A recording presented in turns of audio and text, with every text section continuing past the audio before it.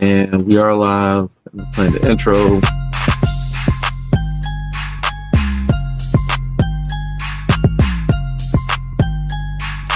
Welcome to the Intelligent Idea Podcast. All right. Hey guys, welcome back. Welcome back to another installment of the Intelligent Idea Talkers podcast for the week of 11/23/2024. Thanks for joining us once again. I'm your host D. This is Juice. This is Zero. Here, and we back. Here, fellas. Yeah. You know, hey, with that showing that Mike Tyson put on, I think I could have gotten a ring with Mike, man. You know. Well, hold on now. As long as he faked like he did versus Paul. You got 20 million for him? Maybe we could talk about it. You know? Yeah, I know, right? You gotta have money to get in a fight like that. What did we recently hear that? What was like was it years ago? It wasn't even probably a couple years ago. Mike Tyson was like punched somebody in the airport. Oh, and it was on a plane. He like tripped out on a plane. Yeah, it was on a plane. Yeah. He was sitting in front of some dude, and some dude got drunk on a plane and was messing with him. Because he's like kicking the back of his seat or some shit. Mike Tyson, like, you know, he was chill for a little bit, I think, and then just got a limit. Got up and started just duffing him. I'm sure he deserved it. Oh yeah. Like, I don't know what in your right mind would make you think that like you would see somebody like Mike Tyson, who's known for beating ass, and be like, he won't beat my ass up. You say he's known for beating ass? Yeah, he's known for beating ass, and he's like, he will beat my ass though. That's crazy. All I say is sounds about white. Oh, yep. The audacity of caucasity. I would have been a lot more scared of Mike back in the '90s than last weekend. You know, he seemed old. You know, he still seemed he had a little pop in his punch, but you could tell he was old. Wasn't the same Mike. You know. The thing about it is I think we all thought and knew he was gonna lose, or at least the majority of people that I feel like they thought and knew he was gonna lose. It's just that I at least thought that he would have put up a fight, like a real, actual attempt, and not just have it turn into whatever the hell that was, like a parody kind of thing. Yeah, like a Muppet show. Like, I don't know if I expected him to lose. I thought, honestly, I don't know. I'm so disillusioned by like media now, like and everything. But I'm just like, I was going into it. I'm thinking like, they're definitely going to fight, and there's no way Jake Paul, from what I've seen of his training and his fights, is going to beat Mike Tyson. Like in my mind, there's no way that can happen. Absolutely, and I get that too, right? I just feel like the reason why I think like he's going to lose is because of age, right? That's the one thing that you can't beat, right? You can't beat Father Time, but at the same time, they handicapped them. They handicapped the match, you know, like considerably for Tyson's favor, right? Bigger gloves, less rounds, less time per round. I thought that was weird. The time they definitely cut the time from the round before. Yeah, it was shorter. It was only 8 rounds. It was only 8 rounds, 2 minutes each. You know, and it's that's a far cry from the 3 minutes, 12 rounds. You know, and it's like an exhibition. But I mean, again, Tyson is 58 years old. It's not easy for Tyson to just hop back in the ring and go 12 rounds. They had to handicap him somehow. It's not. But so you remember when this fight was supposed to happen back in July, right? Yeah. And like, did you see the training videos that Mike Tyson had of him hitting the pads? Yo, he looked like a fucking monster. I was like, this is over. Like this, and that's what I'm thinking about the whole time. Like, that's gonna go in here with this guy. And that's what I was thinking back in July. I was like, yo, this is gonna be the event of events. I'm about to ready to see a murder, Yeah, like a literal. Someone getting It's gonna be killed. very unfortunate for the Paul family. Like, I'm Like, sorry for your loss. Like, Yeah. I'm getting ready to see a murder in this movie. Yes. Right? Like, it's I'm just execution. like, yo, I'm like, this is a sanctioned execution. We about to watch Yeah. this Yeah, for real. live. And so, like, I was just like, yo, let's go. And then they postponed it. They canceled it. They postponed it. Did they say why? Why? You remember what was the reason? Tyson had there were like, it was like health issues, like health concerns. Okay. He wasn't like, it was something about him not passing like certain physical standards that he needed. Okay. Like, it was like not like, you know, physically and like physically fit wise, Mhm. but like internally, like there was something wrong, and they had to push it because of his health issues. Oh, okay, yeah. So, and I'm pretty sure there's other reasons too that we're not aware of, but yeah, you know, like back in July, I was like, yo, if that, I don't know, like maybe if that fight happened in July, I would have been like, okay, like I feel like Tyson would have put on more of a show because he was talking all that shit. He's just like, I'm the greatest, you know, like he's gonna die. Like, I'm gonna kill him. I'm not gonna lose, right? Yeah. And I'm like, oh shit. I'm like, yo, this is gonna happen. He's like, I'm not like those fakers out there. And I'm like, yo, we about to see a live murder. Let's go. Yeah. As a real quick aside, that's one of the things that made Mike great is his voice. You know, like this big, mean, scary looking dude with this little high-pitched voice. high-pitched voice. You know, that's part of his mystique is as Mike is just his voice. You want to fight me? My back was broken. I'm gonna eat his children. I'm gonna eat his children. My back was broken.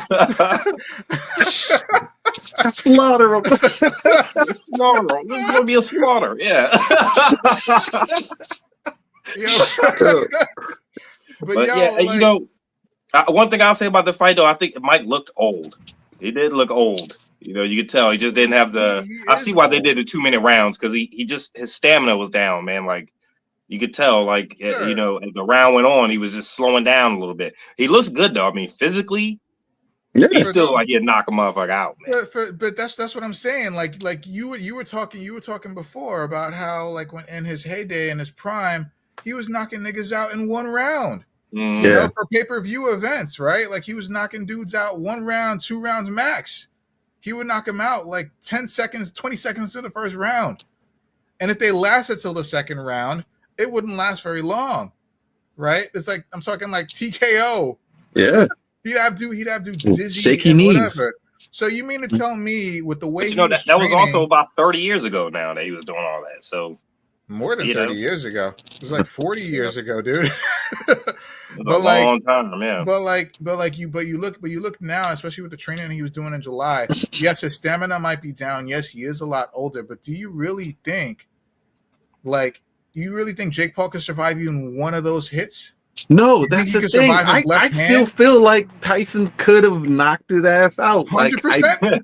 I just feel like even 100%. Now, like here, as I'm watching this fight, and I'm the initial fight, I'm watching it, and I'm like, I see Tyson come out, and I see that knee brace, and I'm like, oh no, what's happened? What happened? Something happened. He, pulled some in his leg. 58's hitting him. And also y'all saw J. Paul rolling that car in the it was a Cadillac. Yeah. Looking goofy, man. Like, bro, this motherfucker has no like does he see himself? Like, yeah, you man. see like, yourself. When that happened, I was like, yo, I hope what's wrong with you? I'm like, I hope he gets killed. I'm like, let's go. And then I saw that, and then I was expecting Mike to come out with like maybe some people around him, blah blah blah. Now this thing just walked up by himself. He walked out by himself. There were some dudes in the background, and they didn't even go with him. Like they were just like, "Hey, go ahead." Or I don't even know if they do this. They would just happen to be there, and he just walked up to the ring with his knee brace and his black what was it, poncho.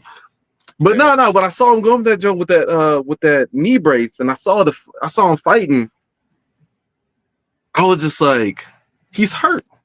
Like something happened between the last time was announced, and now we're like, he woke up this morning and he got in the shower and he went down to tie his shoe and he came up and he pulled his back, and because I've been there, right? I know what that's like. Right, it could have even been an injury. And I'm 41. I know what that's like. So I was just like, this is bad timing. Somebody should like let us know something's happening. And I saw him fighting, I saw him moving, and I was like, oh, he looks hurt. He looks like he's not. He's doing a lot of jerking, like he wants to move, but he's not. Nah, man. Or I was like, he's just old, but nope. Could it just been a play?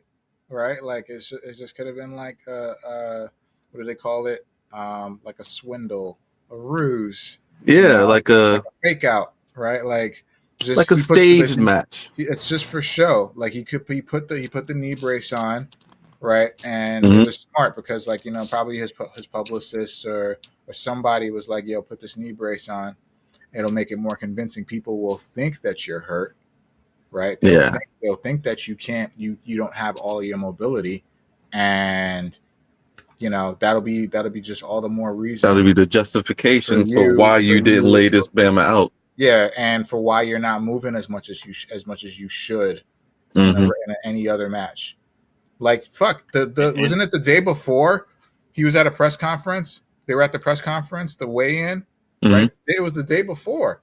And Tyson smacked the shit out of Jake Paul, dude. Like open-handed, cuffed him right underneath the chin and turned his head. Wow. Like she was wild. How hard he hit him? Yes. That's like boxing strength, but he kept his hand open. Yep. Right?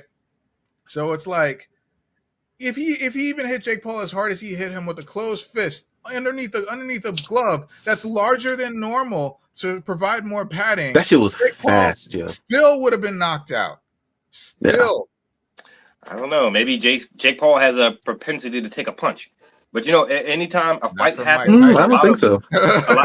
A lot of money exchanges hands, right? So, like, if Tyson did injure himself, you'd have a large swing the other way. People who were betting for Tyson would have bet for Paul, or so it just depends. So maybe they didn't announce it; they had to keep it under wraps, right? I think they probably had to, I think there might have been so they wouldn't have that big of a swing in the betting.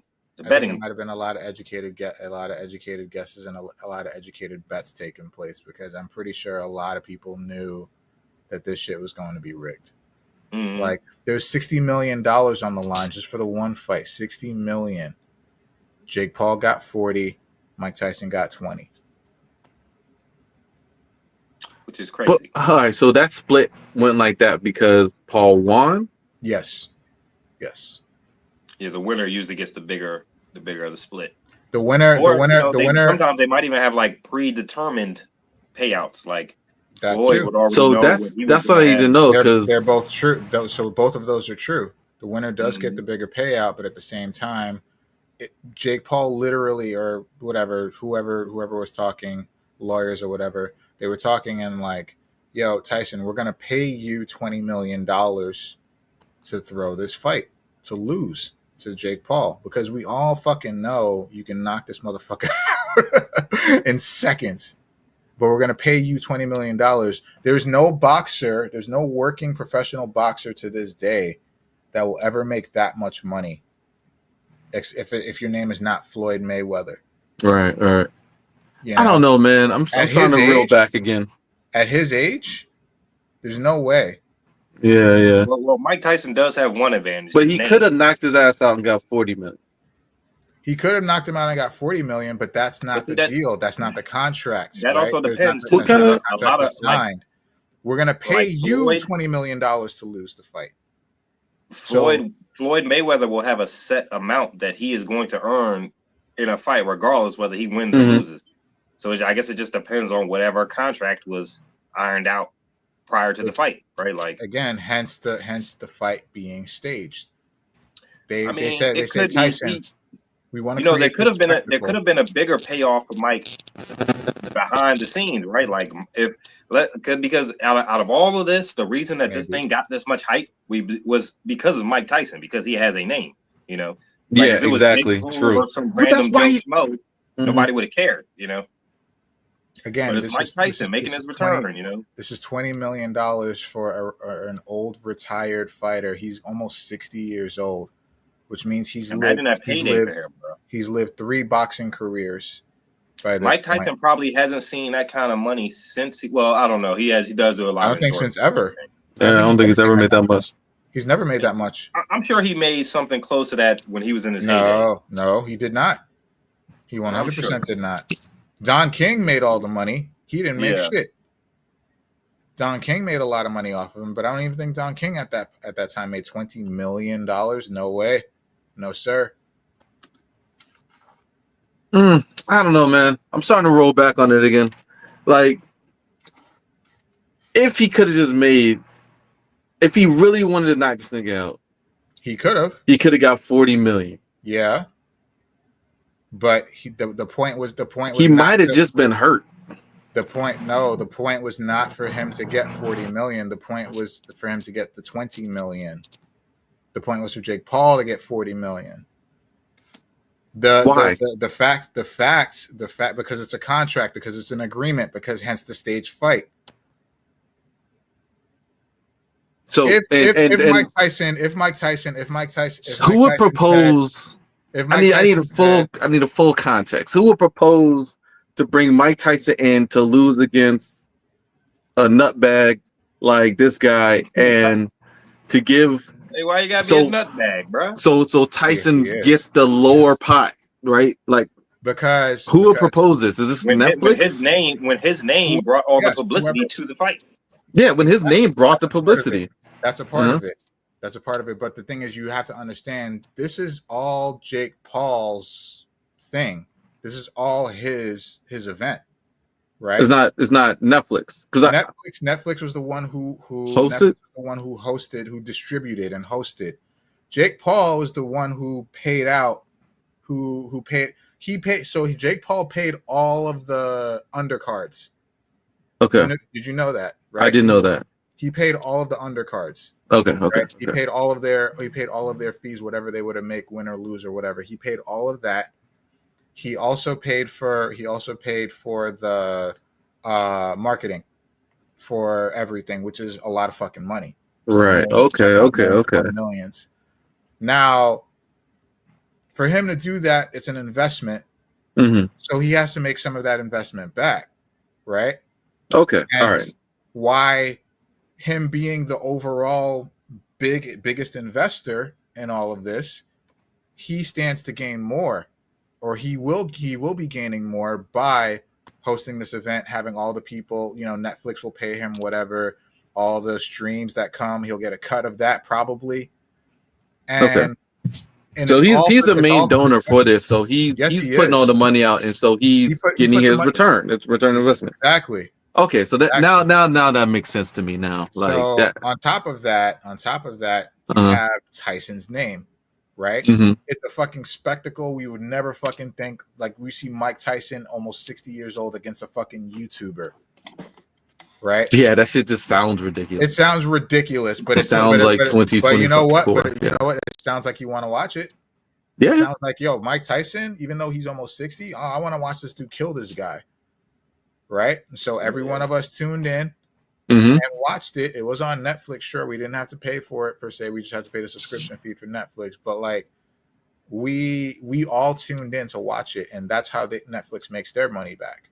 Mm-hmm. That's how Netflix makes their money. Jake Paul gets a cut of that money. All Tyson had to do was show up, and that's what was agreed on before the fight even started. All right, Tyson, that all makes sense. We want you to sign this piece of paper saying that you will show up to this fight. You will fight this dude.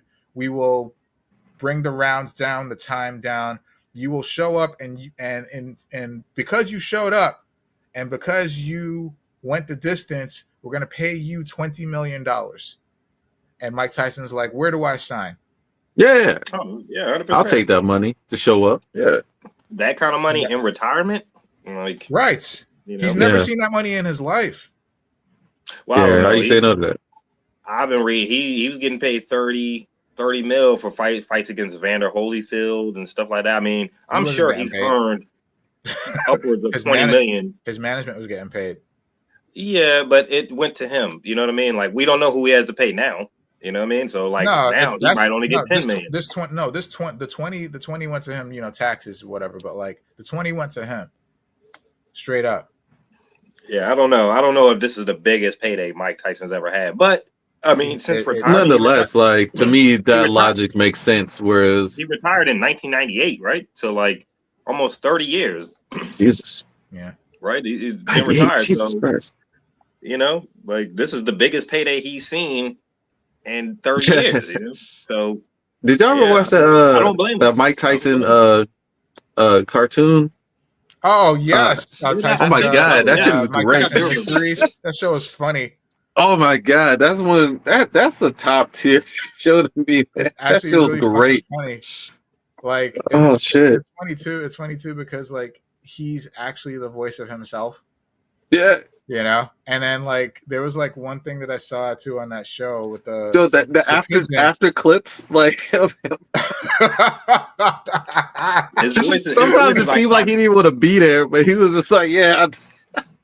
There was one thing I was watching where the fucking pigeon, right? The pigeon was played by Norm Macdonald, and the pigeon straight up just said something like straight factual, like they were just walking in a park or something. And the pigeon just starts talking, and he's like, "I don't think everyone seems to not realize that this is Mike Tyson. He could kill you. He could kill all of us. He could kill all of us." And I'm like, "Yo, that's fucking true. It's true." And again, like that dude in the airplane. I'm just like, do you know who this is? Like you are well aware that this is Mike Tyson. Like, why the fuck would you even think about starting with this dude? Yeah, like that joke wasn't for show. That was real. He really knocked them Bamas out. He'll do it to you too. I remember too. There was like a Jackass reunion on MTV, like years ago, probably like 10 years ago or something like that. And like Mike Tyson was a part of it because there was one time that they had like Steve-O fight Mike Tyson. Even though he was already retired or whatever. And like at the end of the reunion, Steve-O was like, Mike, he's like, Mike, I just want you to hit me once right here. Mike's like, nah, I don't want to do that. You know, he's like, I'm changed. I don't want to do that. And Steve-O's like, come on. He's like, all right, what if I run into your fist? And Mike Tyson's like, oh, okay. And so Mike Tyson puts his fist out and Steve-O just runs into his fist. But it's like, even that, and Steve-O fucking like, he said that he dislocated his jaw just by running into this dude's fist. And I'm like, you mean to tell me, this was 10 years ago or so, you mean to tell me that this 58-year-old man, his still fist, did not have not one opportunity to knock Jake Paul on his ass? He had multiple opportunities. Like, not even knock him down. Yeah. Like, no. Like, the punches that he did land, like, Paul's hits weren't shit. No, they weren't. They weren't shit. They weren't. And it's like you could tell in certain places when Paul landed his punches, you could tell Mike Tyson was like fighting really hard to like fight that instinct to swing. Like, I've never seen him shoot a glove like that. I know. Like that much? This nigga he was fighting demons, not Jake Paul. He was fighting demons in his head. He was like, I have to kill them, but I can't. He's not used to getting hit. No. He's not to know. Like don't do it. No. Like the power of Christ. But you know, on the flip side, I kind of feel Jake Paul. Like, if this is my event and this is my spotlight and I'm the one bankrolling this, you better not embarrass me on goddamn TV. You know what I mean? Well, then like, no, man, lighten the fuck up, man. That's what shit. Like all the holding. Jake Paul probably told him in that clinch. He said, "Yo, lighten the fuck up, man." That's exactly what he said. Hard. Yeah. And then you saw Mike Tyson tap him in the back like, I got you. Okay. Shit, my bad. Yo, real talk. Jake Paul looks like a dumbass. All right, like, can we be clear about this? He is a dumbass. He is a dumbass. Like, he's a dumb fuck. Like, you spent all of that money. He got paid though. He got paid. Pretty smart, sure. I mean, that's fine, but like, let me use Tyson's name to bring notoriety and anticipation to my event, and I think that we have to be clear that like making money doesn't not make you a dumbass, right? Like we have to be clear that like I don't know. I'm not saying he's not. I'm not saying he's not a dumbass. No, he is a dumbass. But I'm just saying at the same time, both things can be true. He still got paid a fuck he ton got of paid money. a lot. Sure, the dumbass he invested a lot, but he made it back. Now he might be a dumbass in his personal life.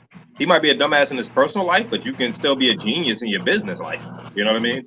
Like you can be a good businessman and be a dumbass behind the scenes, right? He's definitely a dumbass. You gotta give him credit. You gotta give him credit. He made millions of dollars from this. You know, that's pretty smart. You know, he made a lot of money. He did for a dumbass. For a jackass, nigga made a lot of money. Hey, look at Trump. Trump's a multi-millionaire. You know, he's a dumbass, but he's a multi-millionaire. It's got to be, you know, it's a fine line, I guess. You know, it's got to be smart in business. I don't know. I don't know if this will ever happen again, man. I don't know if this will ever happen again. I don't know if Jake Paul makes all this money without Mike Tyson. Jake Paul probably needed Mike Tyson. I don't know though, because like part of me is just like Jake Paul. Does he really want to be a boxer? Apparently. Then what is he doing? It's not his he first fight. Smart. He looked good. It's not his first fight. He didn't look that good for not like a professional boxer. Well, I'm talking about from a physical standpoint. He looked like he was in shape. He looked spry. He moved well. He was 27. And remember, he's fighting an old man. Yeah. Well, all the people. The thing is, so in comparison, all the people he's fought have been like retired and older. And the one, I think there was like a couple guys who weight class that he would fight, like lower than his weight class that he would fight. So he's not like really trying to be a boxer, right? He's like what do you call like the Tom Green of like boxing. Like he's out here pretending he's like a Weird Al Yankovic of boxing. He's Tom Green used to be funny as shit, man. I'm out here, I'm doing the thing, I'm dancing around, I'm putting on the show, but like I don't know. I'm in it for another reason. Nah, I think he honestly, this is kind of like where he thinks his career is going, right? Like he wants to be a boxer. Like he's done the YouTube thing and he's still doing it, but like he wants to box. He legit wants to box now. But he's just got a lot of money and wants attention. There you go. The way he's going about it, he's using his influence in order to build his own ego in the thing that he wants to do. But we all fucking know if he actually entered the WBC in whatever weight class he's in, if it's a heavyweight, whatever he's in, he won't last. He won't last a fucking single minute. He won't last a single. It's a short round. road before you find another career path. He won't last. You better get into curling or something. Be a bobsledder. Something that's less risky for brain damage. Yeah, you know. But that's exactly it. He's using his influence to help bankroll his I don't know what you call it, his path. But he legit thinks and feels that this is what he wants to do. Mm-hmm. Just the way he's going about it is like fucked up. You know, fighting old retired boxers and MMA fighters, like and he beat Anderson. Yeah, Anderson Silva, and he's winning, and he's winning. And it's like if he even has a chance at losing, he'll pay the fucking person off to lose, to throw the fight, and pay them more money than they've ever seen in their life. Which is like real shit. Like now that we see this, that's rich people shit. That's rich people shit. That's rich people shit. That's 100% it. Yeah. You know? Why do we keep paying attention to these people? It's because it's this pure spectacle of it all. Like we think somewhere deep down that there's gonna be the one like rogue. Like I thought Tyson was gonna be it, right? Like to your point earlier, Juice, you were like, why couldn't Tyson just knock his ass out and take 40? You know?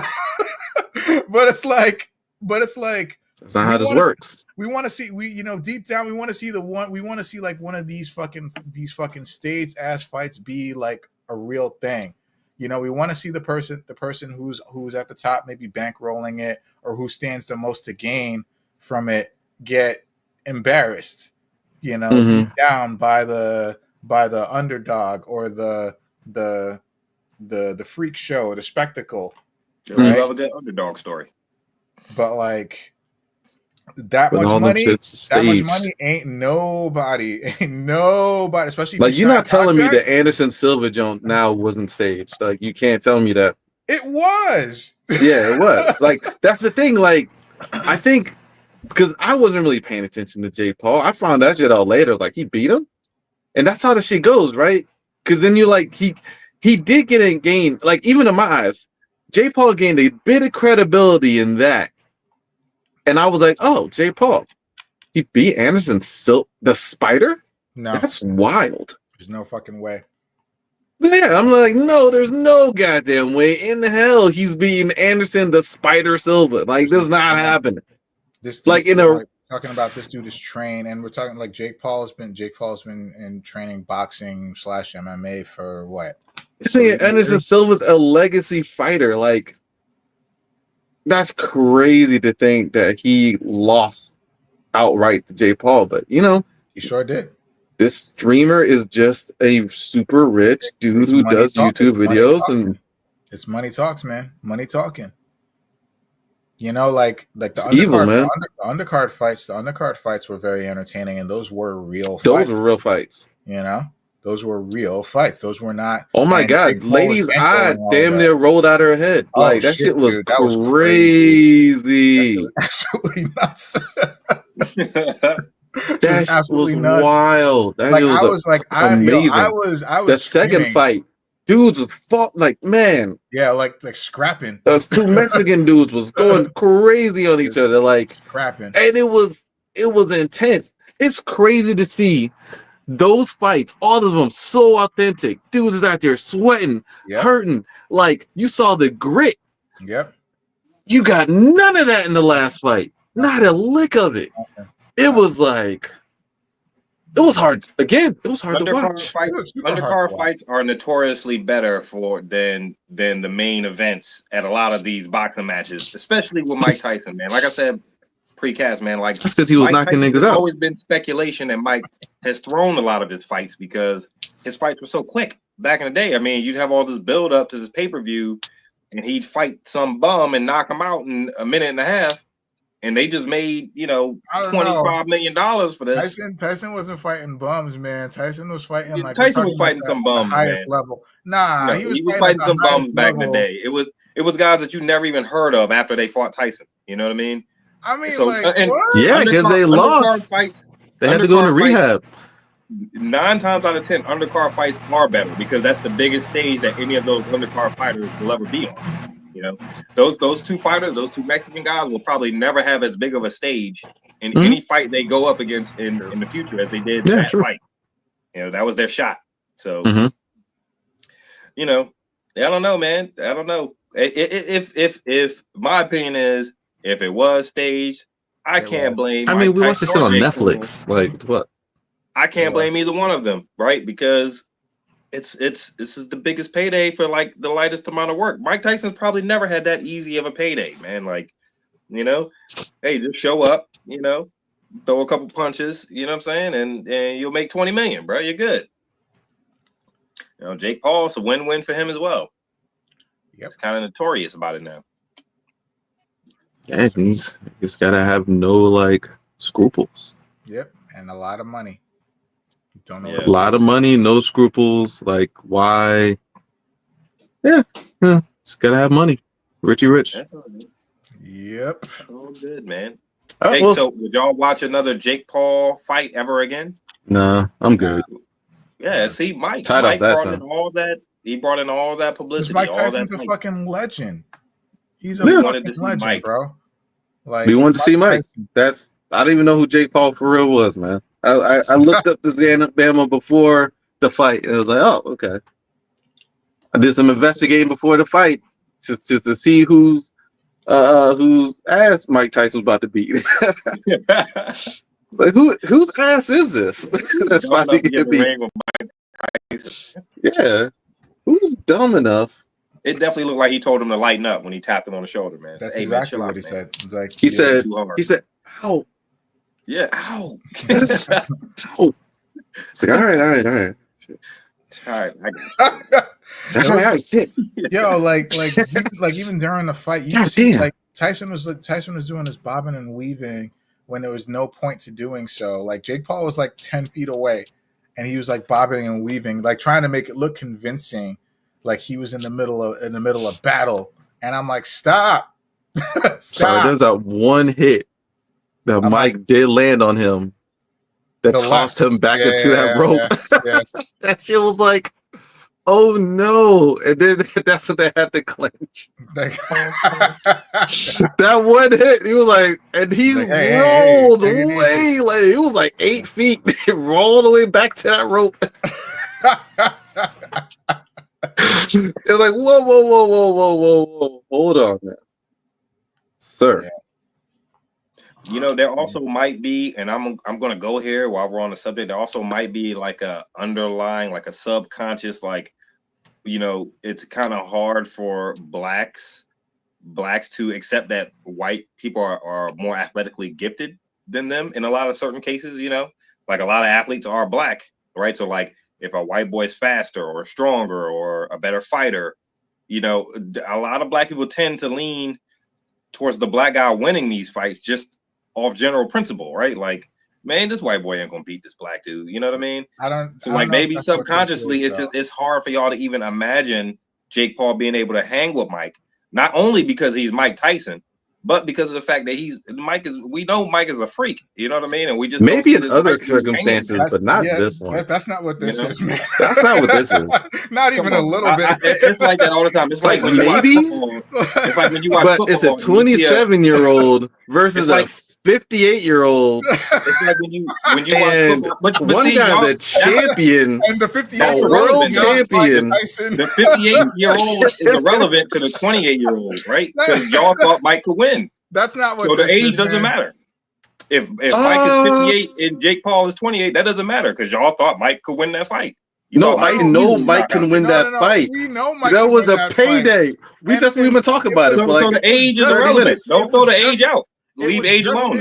Well, nothing is relevant when there's a payday and you paid off. Nothing's relevant.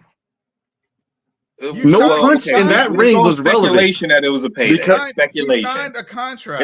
It's like when you watch football and you see a white cornerback or a white running back. You're like, damn, this white boy, he's faster than the black dudes around. You know what I mean? Like it's like we're subconsciously not used to, like if Jake Paul came out and beat Usain Bolt. If Jake Paul and Usain Bolt put a race on Netflix next week, right? Y'all wouldn't tune in to watch it and be surprised if Jake Paul won the race against Usain Bolt. You'd be like, hell no, man. No way. Yes, hell no. Wait, what is going to win a race against Jake Paul?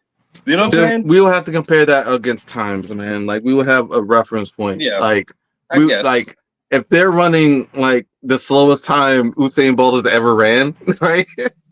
then Jake Paul beats him. I'm just like, well. Okay, all right. Like this is the slowest time anybody's ever run this race, but like I don't know. But he beat him. I watch a lot of sports. I would think it's being paid off. Whenever there's a white athlete who is better or faster than a black athlete, it is surprising. It stands out even amongst the white people, right? They'll be like, this running back, he's white. I don't know. It does. It stands out. It might to you, good, but I don't think that's the general consensus. Like, you guys watch a lot of sports? I don't. I watch a decent amount of sports. I'm more into basketball, baseball, but I don't know, man. Like, I think what's celebrated the most is the actual skill, not the color of the person it's coming from. Right, like in basketball, like if you watch soccer, you have like Steve Nash. Like Steve Nash is one of the most gifted ballers there ever was. I think, his handles were crazy. White guy, white guy from fucking, where is he from? Indiana. It's about. I think it's about the skill. But you'd be surprised if Steve Nash beat Michael. If Steve Nash beat Kevin Durant in a basketball game, Kevin Durant is the more prestigious athlete. I wouldn't be surprised. Why? Yeah, because they're both like professional top tier athletes. Like, look, if Mike Tyson went up against a another 58-year-old white champion boxer, right? He wasn't. He was 28. No, Mike Tyson. What I'm saying is that like if they put him on the same level, if you have these athletes who are professionals on the same level, it's either or. I'm not going to automatically assume the black guy's going to win. So you didn't think before this fight that Mike Tyson was going to win this fight. That's racist, sir. Automatically think the black guy's going to win? Y'all didn't think that Mike Tyson was going to win this fight before the fight? Jake Paul is not he's not a professional. It's because Mike Tyson is a professional boxer but Mike Tyson's 58. Y'all just said he's 58, and y'all weren't giving Jake Paul credit for beating a 58-year-old. No, I will never give this 27-year-old credit for beating a retired 58-year-old. So wait, y'all thought Mike was going to win? Yes. What? Mike couldn't win. Look. I think it was. Look, I'm convinced at this point that it was rigged. 100%. Like I've seen the videos. Frank explained the way the structure. Like Jake Paul's paying these other fights. This dude's making an investment. This is this whole event. Yeah, this is a business decision, right? And also, see the business model for this. This fight was a spectacle because it aired on Netflix. There was no pay-per-view to get paid from. So usually, paydays are also determined by pay-per-view sales. So all I'm saying is this was a spectacle. So there's no way if this was a drag-out brawl, like if this was an actual sanctioned fight by like a professional league. No, sir. And things work differently. Did you see the fight? Did you see Jake Paul moves? Like, look, Mike Tyson moved poorly. I'm assuming he was hurt, but maybe just because it was rigged, he's old. But Jake Paul, for a 27-year-old professional? Nah. I don't know, man. I've seen better. I just watched 3 professional fights before this. He didn't move like them. No, at all. They were in a different he didn't move like them at all. They were in a different weight class, mind you. But yeah, his footwork was sloppy and his technique was sloppy. Oh my God. Yes. Sloppy. His technique was shit. It was sloppy. All right, so his hands were down constantly. And yes, if you just watch the fight again, if you really watch he usually had one hand up, one hand down. Whenever he would throw a punch, he would always show his center line. Like he is terrible. Terrible. Look, if they were on equal playing field, I've seen white boxers beat black boxers. Fighting is a whole thing. It's mental, it's physical, it's training, it's all these things. Yep. You can't just assume the race of a person is going to determine their outcome. Like that's crazy, especially in football. But in professional football in the NFL, to see a white running back outrun another, like that's crazy. Just automatically assume because he's black that he's gonna run faster. That shit is racist. Like America's racist, right? America is racist, and we do have these preconceived notions, right? But if you actually are paying attention to the sport and if you're actually invested, I'm not. But if you are actually invested, you should know the stats of this other white guy who's running, and you wouldn't be surprised that he's able to run that fast if you know how fast he's run before. With all that being said, you picked the black dude before the fight to win. Because it's Mike Tyson. It's Mike Tyson. It's not a random black dude. You're kind of giving my point to me. I'm not. What are you talking about? How was that giving? Explain to me. How is it giving you your point? Because he's black. This is what I was saying. You picked the black guy over the white guy to win that fight. I picked Mike Tyson over Jake Paul. I picked a professional boxer over a streamer. Who has been a world champion. Well, you would have been wrong because Jake Paul won the fight. You know what I'm saying? It's a good thing you ain't bet any money on it. Jake Paul rigged the fight. The fight was rigged. We just went over this. What? What do you mean? It's speculation. It was rigged. It's the skill that was celebrated. We know Mike Tyson is a retired world champion, world boxing. 30 years older than the opponent he fought. You know what I mean? Sure, but just this year he was training. He's like, I'm gonna show y'all what I'm made of, right? And he was taking dudes out with the pads and the bags. People were like, "Yo, I can't hold the pads against this guy." Like this guy is still a fucking monster at 57 at the Look, time. It's entirely plausible that during all that training, all that time, he was ready, he was amped, and dude Then just pulled something in a way that wasn't normal for a 58-year-old man. That's plausible. That's completely plausible. But at which point, it's still not just a black guy beating a white guy that I thought would happen. Mike Tyson is not your ordinary black guy. Yeah. He's not your ordinary 58-year-old black guy. But I'm 41 and I pulled my back standing up after putting my daughter to sleep. 30 years older than the guy he was fighting.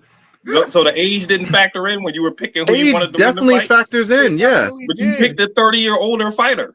Yes, because Jake Paul is shit. Wait. What are you talking about? Y'all can't say race don't have nothing to do with it when y'all pick the black guy to win the fight. Oh my god, dude, you're just saying things. You did. Even though the black dude was 30 years older than the other fighter he was fighting. Did you watch any of Jake Paul's fights? Did you watch any of Jake Paul's fights before this? Because I watched two of them. If it was two, I watched 2 Jake Paul fights before this, and I knew immediately that this was some bullshit. Have you seen Mike Tyson fight? You've seen Mike Tyson fight. To each his own opinion. I'll say this as a sports watcher. 8 times out of 10, whenever there is a sport that is dominated by brown or black people. Hold on. You have citations for 8 times out of 10. When there is a person of another color, lighter skin, fairer skin comes in to either be faster or more physically dominant than the darker person, you might just be talking about you. I don't know if it's about me. I watch a lot of sports, bro. You just say you don't watch a lot of sports. I mean, even people that watch it 8 times out of 10 based on what? It's a surprising thing. You don't really expect it. You know what I mean? It's true. It's true. America has. Look, you remember, America has always tried to make black men seem animalistic and stronger than the normal person. Right. So if you're talking about preconceived notions, it's plausible, right? But if we're talking about professional fighting or we're talking about professional sports, I don't think that a rando is look, a rando black guy is not gonna just beat a white guy just because he's black. Well, that's crazy talk. You still have to play the game. A professional black guy and I'm not just going to beat a professional white guy because he's black. That would be a crazy thing to think. Just because he's black, right? Obviously, you picked a black guy in this situation because he's Mike Tyson. That's why he got picked, right? Yes. But Mike Tyson was 30 years older than his opponent, who happened to be a white guy, and you still went with the black guy. Because Jake Paul did shit. He's 30 years older than the fighter. You know what I mean? Mike Tyson. It doesn't matter. It kind of makes sense that Jake Paul won. Mike Tyson is still a trained. You could believe that. Trained professional boxer. Mike Tyson is Jake Paul is not really a trained professional boxer. Yeah. He's doing this shit for fun. He's doing this shit for shits and giggles. He fucking bankrolled this whole thing. You really expect the person with Mike Tyson's experience to lose to someone who is a fucking amateur at best? He drove a car to the ring. He thinks this bitch is fucking wrestling. He drove a convertible. I think it was a convertible to the ring. He drove a convertible up to the ring. Oh, Jake Paul did. Yeah. Damn. There's no way that Jake Paul on his best day, in his dreams, could ever be, even if Mike Tyson is 58. Mike Tyson still fucking got it. If Mike Tyson wasn't training since the day he retired, then sure, a lot more plausible to maybe think that this fight wasn't rigged. But Mike Tyson was training up to this year. Yeah. There's no fucking way. And it's not just because he's the black guy in this situation. He's fucking Mike Tyson, bro. Like, stop. In hindsight, Mike Tyson slapping the shit out of Jake Paul beforehand may have been his only internal vindication of doing this shit. Right. He's like, I'm selling out. but I'm gonna smack the shit out this motherfucker in front of everybody before this. You know what the thing is with Mike? That'll help me feel better. I told you, Mike had a history of throwing fight. Well, speculation of him of fights being thrown that he fought in because of all the early knockouts. But Mike Tyson's not used to being on the losing side of those throws either. You know what I mean? So maybe Jake Paul did have to tap him and say, "Hey, man, calm down. You're supposed to be." The definition of throwing a fight means losing the fight. You're supposed to, and so Mike is not used to being in that position. Mike is usually the victor in the fight that was thrown. Now he's the one you're talking about the past. Mike Tyson never threw those fights. He fucking knocked his opponents out. His opponents did. Yeah. Oh well, I don't know. So that's what I'm saying. Mike is in. That's plausible. This is a whole new position for Mike. Why would they need to? Like, who's like thinking Mike's gonna lose to? You just called them randos, like the bums. Yeah, you just called them bums. Who would think that Mike would be inflated?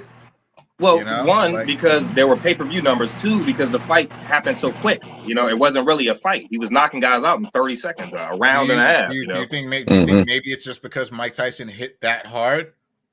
Yeah, maybe he actually does knock niggas out. It comes down to maybe it actually does happen in real life. Right? You know what I mean? Like, it just depends. It comes down to what? Each individual fight. I mean, if you go through a compilation of all Mike's early knockouts, but some punches look harder than others. But the constant is that Mike Tyson was knocking dudes out every time. Like he was always not. He was knocking dudes out every time. 1 round, 2 rounds in.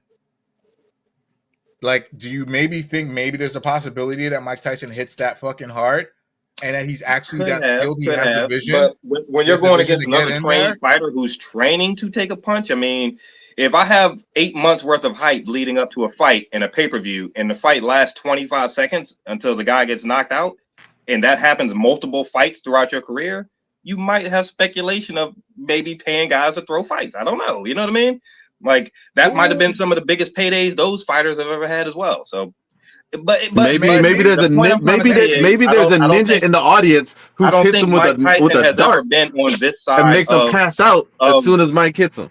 I don't think Mike has ever been the one to throw the fight. He's always used to being the victor in the thrown fight. You know what I mean? So, you know, maybe that's why Jake Paul had to tap him and say, "Hey, man, back off a little bit." You know, remember the plan here, Mike. I think the state of boxing, because boxing is one sport that I've been watching for most of my life, but I think the state of boxing has definitely changed from then to now, right? Yeah. It's not the same industry that it was in the 80s and 90s, right? Things have definitely changed to the point where we had shit like just maybe like this decade, this past 10 years, like Floyd Mayweather fights, right? Like he's fighting against Manny Pacquiao. He's fighting against who the fuck did he fight against? Whatever. He's fighting it like Floyd Mayweather is fighting against people and he's dancing around the entire fucking time. All 12 rounds, going the distance every time. And what does Floyd Mayweather have to gain from that? 20 million every fight. It's like the incentives are different. Like it's always been about the money, but now there's much more money to be made, especially with inflation. If you put that you take that into account, way more money to be made. And you know what? Both fighters get to walk away with decent money. In Tyson's case, in his era, that was very different. The money didn't necessarily go to the fighters. The money went to management, right? Your Don Kings, your I'm thinking of Leon Spinks, but like he was a fighter. Like, God damn it! But like Don King was definitely the most famous promoter, though. Yeah, because of the hair. He was the one who found Mike. And he was the one who was with Mike. Yeah, he's the one who found Mike, and he was the one who had the most to gain from exploiting him. I think Don King also was the promoter for Rumble in the Jungle, right? Wasn't he there for Ali and Ali Frazier? Yeah. So like the way the money is distributed now it's going to, and you know, with this event's unique in its own right with Jake Paul and Mike Tyson, but like the way the industry is now, like the biggest paydays come from the spectacle, right? And the heavyweight fights. Excuse me. There's a lot more money that goes to the fighters now, right? Because of how the money is sponsored or how the money is held and how it changes hands. Like management does not have as much of a of a say in what money goes where these days. Yeah. This opportunity was Mike Tyson's opportunity outside of taxes to get most of that $20 million in his pocket right away. And they did him a favor, like, yo, we're gonna shorten this to 8 rounds. We're gonna do 2 minutes each round. We're gonna give you bigger gloves. We're gonna give both of y'all bigger gloves. And we even make the ring bigger for you. You know? And they knew it was going to be a payday. Just lending Mike Tyson's name to the whole event was just a payday in itself. All they said was, Mike, sign here. And Mike's like, I'll sign any way you want. Hey, come right? Right? He's like, sign here. It's not because Tyson is the black guy. It's because it's Tyson. See, no, I'm not saying I would never say that a white athlete can't beat a black athlete because he's white. Right. But I'm saying subconsciously for a lot of people, when it comes to the world of sports and athletics, right? Like, especially in a sport such as boxing, where it's one-on-one, where you have this legendary fighter whose name is Mike Tyson. He happens to be black, you know, even though he's 30 years older than his opponent, you know, we're still going to pick Mike Tyson because we can't imagine this dude beating him. You know what I mean? And maybe it wouldn't have mattered if Jake Paul was white. Maybe if Jake Paul was Hispanic, it would have been the same deal. I'm still picking Mike Tyson, you know? So it doesn't matter, but just one little observation I had. So with that, like, do you think if Tyson Fury went against Mike Tyson, probably be a good fight? I mean, of course, who do you think would win that fight? Mike Tyson with his legendary nostalgia. Tyson Fury should beat him. Yeah, of course Tyson Fury should beat him. Like, but I would probably pick Mike just off of nostalgia. Like, but probably one of the most infamous, famous boxers we've ever had. But Tyson Fury is the white guy, of course. Like what do you mean? Tyson like, Fury you know, is you were just saying before, right? He's younger, and you know, anybody with. It's because of the experience, isn't it? It's because of the experience, the amount of fights under the belt. Tyson has more experience, but Tyson Fury has the advantage of age, and he's also the top heavyweight champion of the world at the moment. Anybody with any kind of sense, we should have picked Jake Paul just off the age factor alone. Like, Mike Tyson's too old; he can't do it anymore. He can't. He looks good. Can. He looks good hitting a bag in practice, but that's practice. That's not live bullets. You know what I mean? True, like, you're actually out there. I'll give you that. Guys always look good in football practice and basketball practice. They look great, but nobody's really defending them or, but we're talking playing really against them, but we're talking about a YouTuber, not a professional fighter. We're talking about a YouTuber who probably could not make a dent, even if Mike Tyson is 70.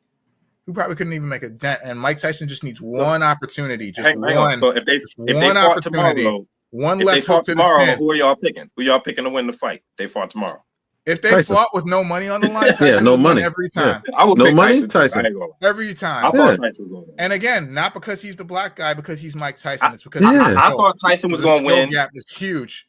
I thought Tyson was going to win, one, because of the skill gap, and two, just because even if they did throw it, I thought they would throw it in Mike Tyson's direction just because of him making a comeback and him being the famous name. You know what I mean? Like, the fact that he lost, I was actually surprised. I was like, damn. I wanted to see that too. Like I said, I wanted to see a sanctioned murder on screen, but we didn't get that. And I knew. I'm like, yo, if Tyson doesn't do it by round 3, it's over. I'm pretty sure he's gonna lose. It's just a matter of real talk. If I'd have known how things was paid out beforehand, I wouldn't even probably bother to watch for real. Like, I just didn't know. But when you lay it out like that, this shit was a given. It was all a business decision, a business move.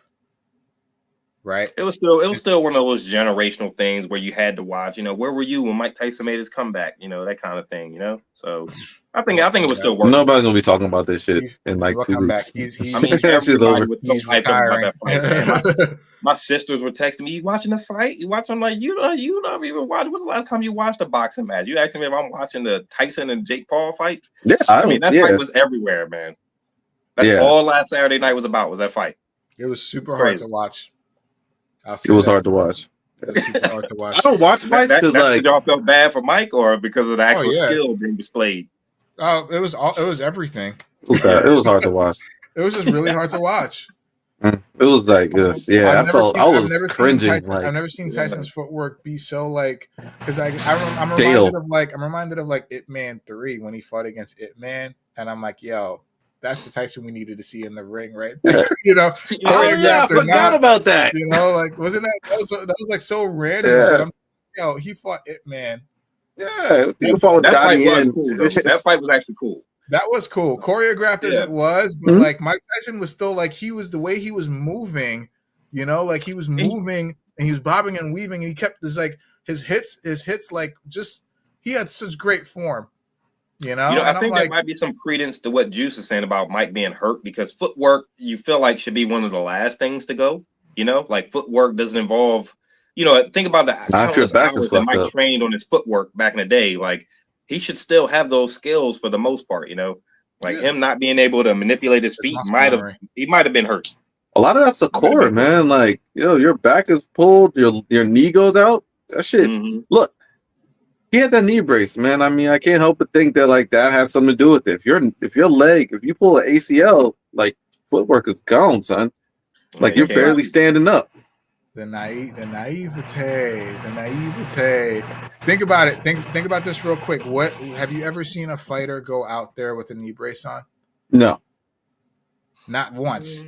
Think about it. Thinking about it, yeah, I can't really. Yeah, even like an elbow brace or anything. Yeah, right. Because they wouldn't be allowed. Because they wouldn't be allowed out there. If they wouldn't be allowed out there, the doctors and the medics would be like, you can't go out there. It's probably too much lateral movement that has to happen if you have a knee brace. And you wouldn't be in your peak. Fighter knows. Even the fighter knows. Yeah. You wouldn't be in your peak to be fighting. Exactly. What fighter do you think have you ever seen go out there with a knee brace or an elbow brace, ankle brace? I'm thinking about it. I'm like, damn, you're right. I've never seen a guy with a brace on his knee or anything, you know? No. Just even like a copper fit brace, not like nothing. Nothing. Wow. Just shorts and boots. That's it. But once the ball starts rolling and the show must go on, Mike, slap on a knee brace, get on out there, man. Let's go. You know. Mike should have done a substitute. Yeah. Like it's crazy, but I think I honestly Frank can go back and make me watch that Ip Man fight with Mike, man. That was a good fight. The fight was dope. But at the same time, like, yeah, sure, he could have been hurt, and he's definitely an old man. But I think I'm more inclined to think I'm like 60-40, no, 70-30, 75-25, 75-25 inclined to think that the knee brace was just for show. Just to convince all of us that Mike Tyson was more handicapped than he should have been. Yeah. Damn, this movie came out in 2016. So it's only about 8 years old, yeah. Yo, time is moving too fast. 50. He was 50 when he did this fight. I mean, I remember first seeing this fight. I was like blown away. I was like, wow. Mike Tyson's acting sucked, but the choreography and everything was actually cool. I mean, that fight never actually happened. Like, it was just like, why the fuck not? Yeah, why not? Why the fuck not? Like, he wasn't playing himself, but it's like, it's fucking legit Mike Tyson, though. Yeah. I'm like, yo, what the fuck? And they fought, and the fight was exactly 3 minutes long. Because it was the one round with the buzzer, and then like the way the fight ends was so cool. Mike threw like a punch at him and knocked him back with the wind from the punch. So, oh shit. But yeah, man, hey, we'll sit here and hope for the next Jake Paul, Mike Tyson 2. If it comes out, are y'all gonna watch? Y'all gonna watch it? Nah, what? Jake Paul, Mike Tyson 2? I think I might leave that alone and hear if word of mouth comes that like Mike Tyson legit like knocks his ass out, then I'll catch the recap. But I don't know if I'm gonna. This is like lightning in a bottle, right? Like how many times can Mike Tyson have a comeback? You know what I mean? This is with him. It's never gonna happen again. Yeah, this was. I'm not gonna say never. I'll say never say never, but like he's 60 years old. Yeah. And he got $20 million from this. He got at least a cool like 12 or 13 million from this. Mm-hmm. Yeah, you think about it, they had to pay everybody and taxes. All that, yeah. But like still, like I don't think we're ever gonna see something like this again. So. Nah.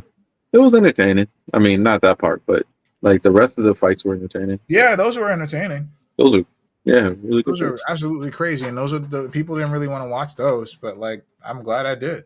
Yeah. Yeah. I think the lead up and the aftermath of the fight probably more exciting than the actual fight. Yeah, and the fight was fucking the 15 build minutes. Up was cool though. Fight was like 15 minutes long. Yeah. Bro, I gotta turn this off, man. I'm watching Ip Man whoop Mike Tyson's ass in here, man. Oh, I don't know. Ip Man did not whoop Mike Tyson's ass. Mike Tyson, they fought to a draw. And Mike Tyson got some clean hits off of that dude, man. Seriously, I can't believe how clean the fight actually was. If anybody hasn't seen Ip Man versus Mike Tyson, go on YouTube, type it in. Ip Man versus Mike Tyson, man. Yeah, it's probably one of the. Crazy. Mike Tyson's like kung fu. I think next to the 10-man duel in the first movie, I think that Mike Tyson fights the most popular fight in the whole saga. Yeah, it was cool. And because you didn't expect it. But yeah, man. I guess any more thoughts on Tyson Paul? It was rigged. Yeah, pretty much. Jake Paul's a jackass. A rich jackass, but a jackass. Yeah, definitely rich, man. Definitely rich by now. Yeah. All right. Well, speaking of rich jackasses, I don't know if y'all have seen the latest results for the 2024 election, but what's the phrase? Your big beefy boy is back in your big beefy boy is back in the office, man. He's coming back again. That might be Trump's nickname from now on, man. Big beefy. No, I got that shit from Simon Piker. But yeah, he called him his big beefy, big sweaty beefy boy, man. Big beefy boy, man. Yeah, it was it. So goddamn, Trump is on the fucking way back, man. Kamala Harris lost the election. And the Republicans won, I think it was the House and Senate. Yeah. Excuse me. So, I think we could all see this coming after what happened with Biden back in the summer, and that was rough. And kind of being like a puppet president, and Kamala Harris taking the forefront. And I think we all knew this was coming, man. I think the Dems were just too disarrayed and out of whack, and nobody had faith in those guys. And but like I was telling you before, Kaz, I don't sense the anger around, for at least from people I talk to. Like I remember the first time he got elected, people were genuinely angry. Like, I can't believe this shit. People were crying, and maybe it's like one of those soft disclosure kind of things where like we're used to the idea of him now. So now that he's president-elect for the second term, like, it's okay, we're kind of used to the idea. It's like, oh, here we go again, versus fuck, I can't believe this is happening, So yeah, maybe. Like, it could be some of that. Yeah, I agree. I think there's, I don't know, it's hard to say, but like I think there's I don't know. I think I can only speak for myself, but like for a lot of people that I've actually spoken with about it, it's like, yeah, there's like alarm, there's anger, people feel a certain kind of way, but it is, I think when it comes down to it, like we've been through it, and we just gotta do what's best for us now and whatever. Yeah, like my I was saying before, like kind of feels like people are just kind of like reserved to have to like, we've done this before, and then now people are just kind of like there's no point in complaining about it. Like it is what it is. Like it happened. Yeah, it happened. Like motherfucker won, and now we are all kind of just waiting to see what the fuck is about to happen. Nothing's happened yet, right? Not yet. But shit is like. I feel like everybody, I don't know, if you're paying attention to politics, if you're watching the shit, you're just kind of like watching his picks, and you're watching the stuff coming out of his camp, and you're watching all that stuff, and you're just like, you're just kind of bracing, like there's not a whole lot of thrashing left to do. We just kind of got to brace, I don't know, man. So I guess like my biggest question is like, what do you guys think happened, man? What do y'all think it was? As far as why did Kamala lose? Why do you think Trump got such a clear win on this one? I think, and I'll be straight up. I think her campaign was dog shit. Really? Lack of faith in a Democratic plan and vision. Yeah. Her campaign was pretty much non-existent. She also went after the wrong demographic, right? Like it really fucking sucks to say this, but like it's just like because she's black and she's a woman, they said like, oh, we got that on lock. So let's go after young white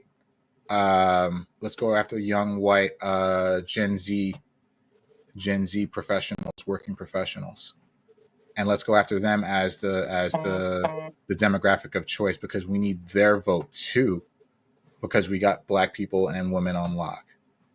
And that was extremely, like, there was a lot of hubris with the way they went about that. Instead of ignoring the people that you thought that you had on lock, you should have also embraced that side of your campaign as well, that side of your outreach as well. And they failed to do that. Also, on that note, I heard almost nothing from Kamala's campaign. No commercials, nothing at all from her campaign. Like, I don't remember anything from her campaign. Like, like, unless you really looked, it was there, of course, but like, there was nothing that stood out from her campaign enough for me to just be like, oh, hey, I remember she said this, or there was this thing that she did, or this place that she went to, or whatever. I think her campaign failed. I think the Democratic, like the way they campaigned for her and the way it was run, it failed miserably. And I think because of that lent credence to why she lost the way she did when it came to election day. Right? Trump was clearly in the lead the entire time. Right? There was like maybe a couple of points where she caught up. She came close in the electoral votes, but Trump was in the lead the entire fucking time. And that was wild. And the Republican campaign, like, like whatever, like the Republican campaign was a lot more. I'm trying to find the right word, but it was a lot more. They had one message. There was more aggressive. It was a lot more aggressive than the Democratic campaign like ever could be. And I even think the Dems realized that they fucked up in this case with the way they ran things. So I think the Dems were in a very unique position because of what happened with Biden and Kamala having to be forced to the forefront. I don't think Kamala may have been their top choice to run. I mean, she was not their top choice. She was the default choice. She was the default choice. She was not their top choice. You're right. Effectively, Biden kind of like he like sanctified her hands. Yeah, Biden put her up as soon as it was determined that he was gonna have to step down because Nancy Pelosi and essentially Barack Obama, the DNC apparatus, after that debate with Trump, the apparatus turned on him. And my understanding is that like they wanted to do a fast primary to pick a new runner, but instead when Biden said he dropped out, remember immediately, like it was like a week, not even a week, it was like an hour later. It was like an hour later. He was like, oh yeah, and I nominate, Kamala Harris. She's going to be running for the president now. And apparently, like, he forced their hand to have to back Kamala because he had put all his, clout behind her. And so that's kind of how it went down. And then, yeah, like that's also true. Like, she was not their first choice, right? Like, she was the default choice.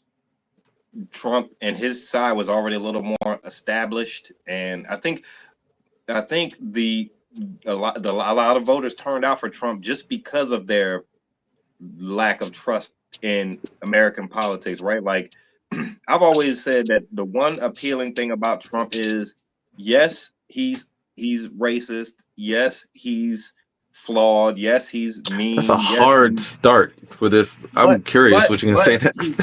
He's a human. You know what's good about him? You know what I mean? Yeah, he's racist. Yeah, he's evil.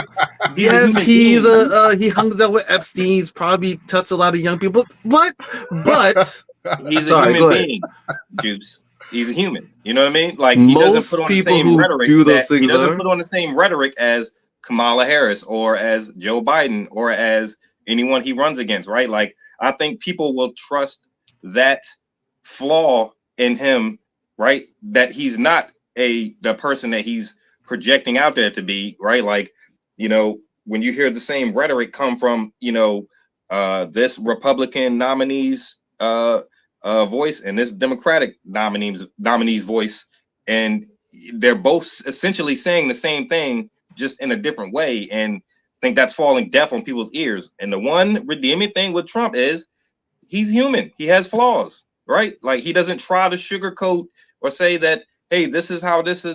You know, he doesn't tell you what you want to hear.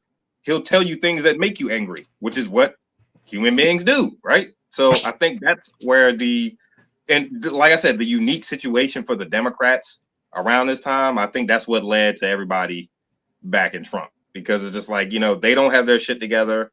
What other choice do we have? We got to go with this guy now, you know? So, yeah, let's put all our backing behind him. I will refute that. I will refute that by simply saying racism and bigotry and misogyny were also huge factors as to why Kamala lost. People would rather see I'll definitely say a racist white male, racist white rich male in office versus a black woman, or just a woman in general. They would rather see. Like to point out, we don't know if Joe Biden is any less racist than Donald Trump. Joe Biden just hasn't said anything racist. That don't mean he said racist shit. What are you talking about? Sure. Joe Biden has definitively said racist shit before. He is less racist than Trump. Wasn't Joe Biden behind a lot of mass incarceration back in the 90s and everything? So I think the 90s at least one behind thing a lot with Trump is mass incarceration. At least one thing with Trump that'll make you respect it is he'll tell you he's racist. I respect somebody who tells me you tell me straight to my face I hate niggers. Now I might not like you, right? I'll be like, yo, fuck you too, but I can respect the fact that you're honest. You know what I'm saying? Now I know you don't like black. That's a weird thing. That's so weird. I don't respect that. It's weird.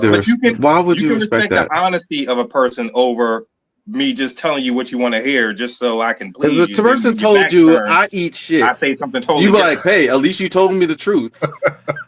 I respect you for telling me the truth when you said you eat shit. That's a weird thing to say. But I thank you for telling me. So you would rather vote for Joe Biden and then I'll vote for you. Like that's a weird thing. Say he's racist. Huh? So you wait. So you'd rather vote for Joe Biden, who will go behind a locked door and say he's racist behind your back instead of to your face, than for Trump, who'll tell you he's racist to your face. 100%. Like, so now you know I don't like you. You know it. But you'll vote for the guy who says he likes you in your face, but don't. Why would I vote for the guy I know doesn't like me? How does that help me? Well, how does it help you voting for the guy who really don't like you but says he likes you? Because you don't know that. You don't know. You literally think. That. So how can you respect that? So you're just assuming. You're just assuming that he's racist. You'll find out. You're just assuming he's racist if you don't know. You're assuming that you'll find out. At least I would rather go for the person who I think may be racist than a person that I fucking know is racist. Well, obviously, nobody's saying you have to vote for Trump. I'm saying that's what I think. That's why a lot of people. That's not what we're saying anymore. I think that's why a lot of people tend to lean towards Trump in this time, right? One, the disarray of the Democratic Party. Two, it's better the devil you know, right? You know what I'm saying? That kind of thing. That's what I'm saying. I think it's look. So I've kind of gone back and forth on this. My first initial reaction was like, you know, pretty much what Frank said earlier.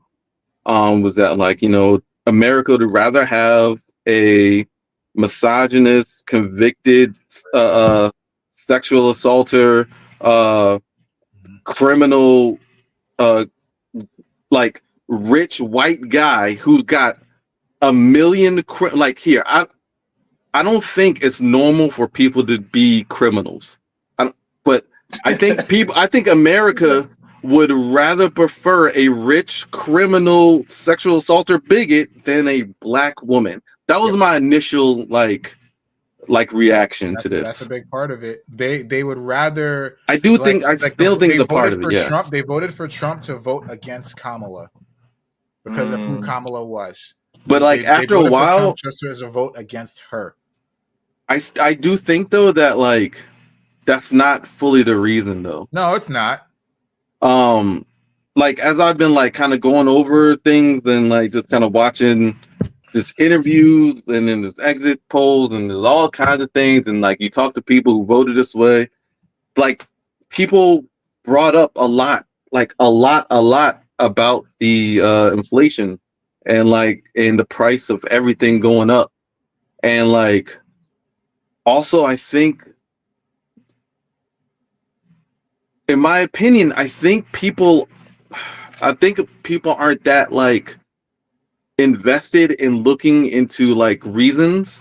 They like the reasons that are easy to understand, right? And one thing Trump did, I don't know if y'all watch the debates, but the debates, like Kamala won those debates.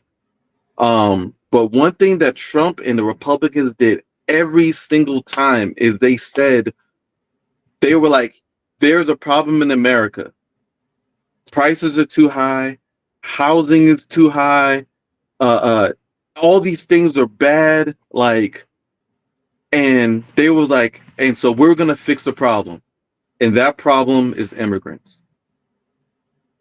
And the Democrats, I don't think did that. Like, I think when people are looking for answers, like everybody acknowledges that inflation is high. Everybody acknowledges that how like all these problems go on in America that need fixing.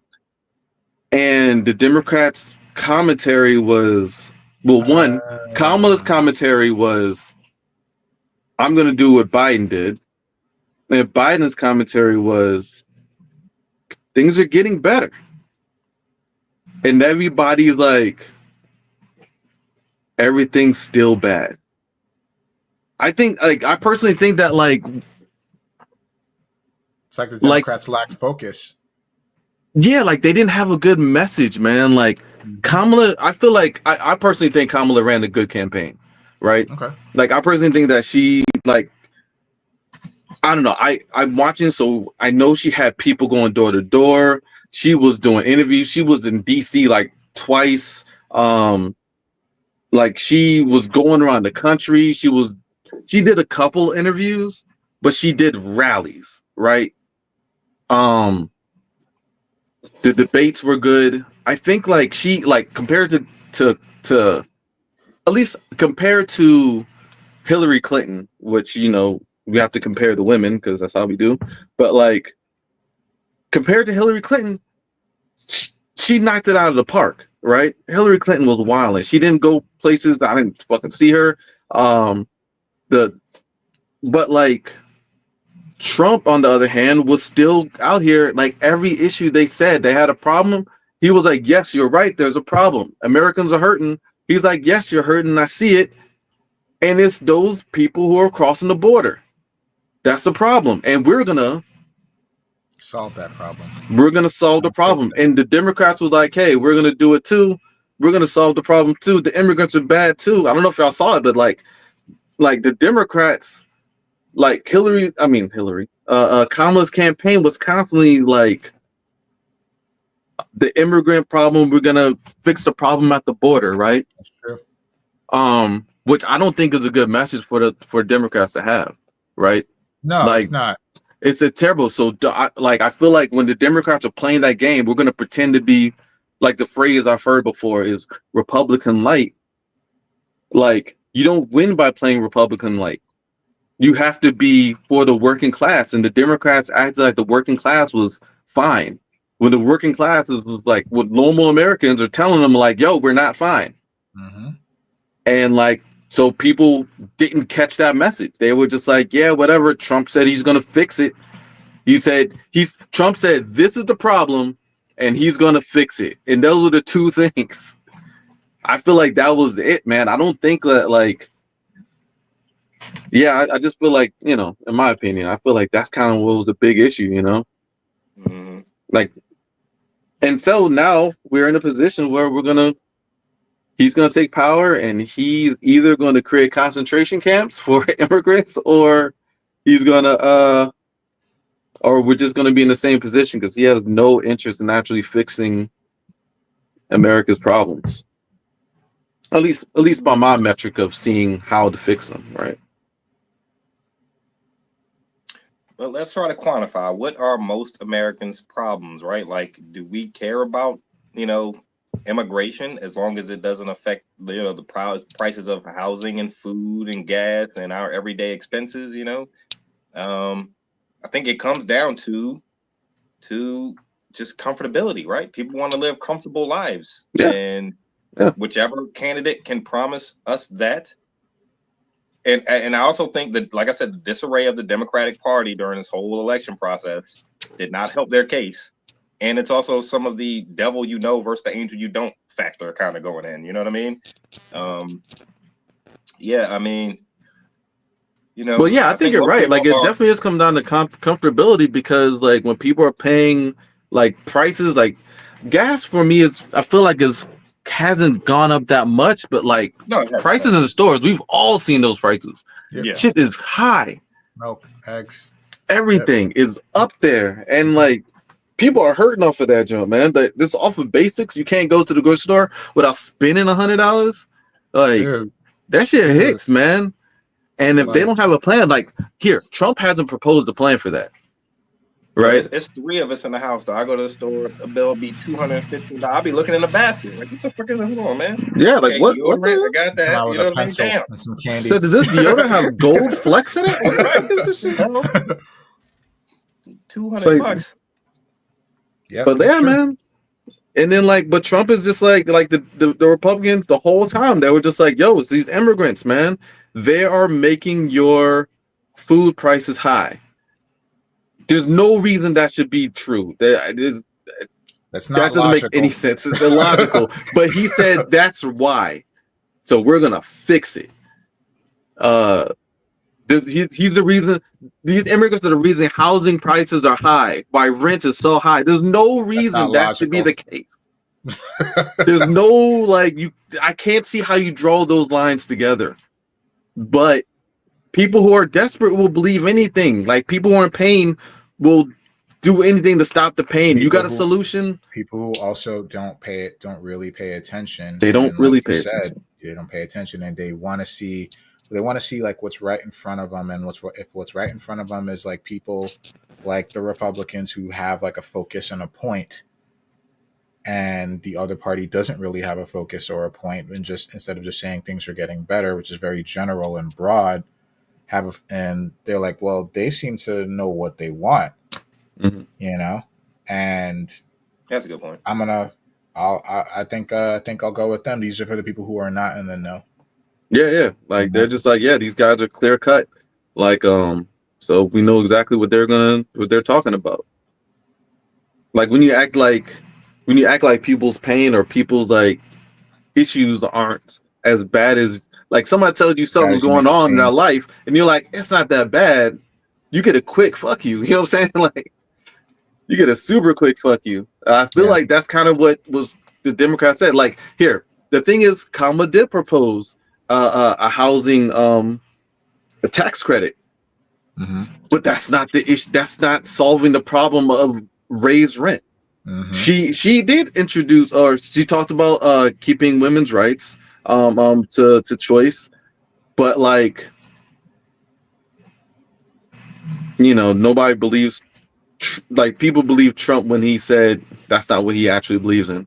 We will watch this go down. What was the other thing she did propose? What was it?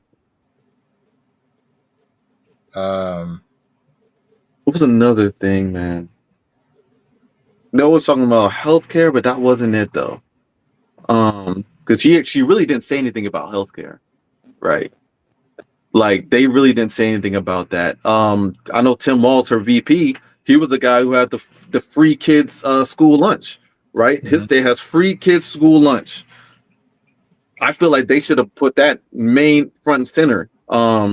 She didn't talk about what she should have talked about was she talked about it early on, but they dropped it like almost immediately.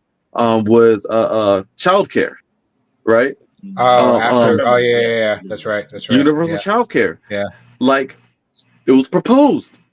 People were on, but that's when she first jumped on. Like when she first jumped on, numbers, people were excited. It was hype. Like people were having, it was a good time.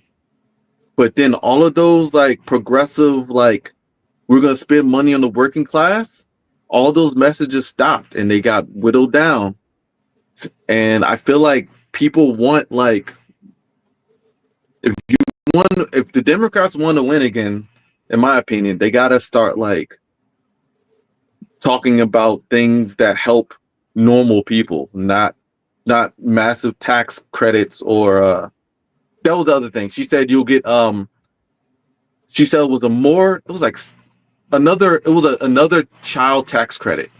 Oh yeah, right. It was a bigger child tax credit, right? $6,000 or something like that. Yeah. She proposed that, and it was like, yeah, that's good, but that's not childcare, right? That's not like that's not helping, like that's a tax credit, but that's not like what people are hurting off of. It's good, but it ain't what we need.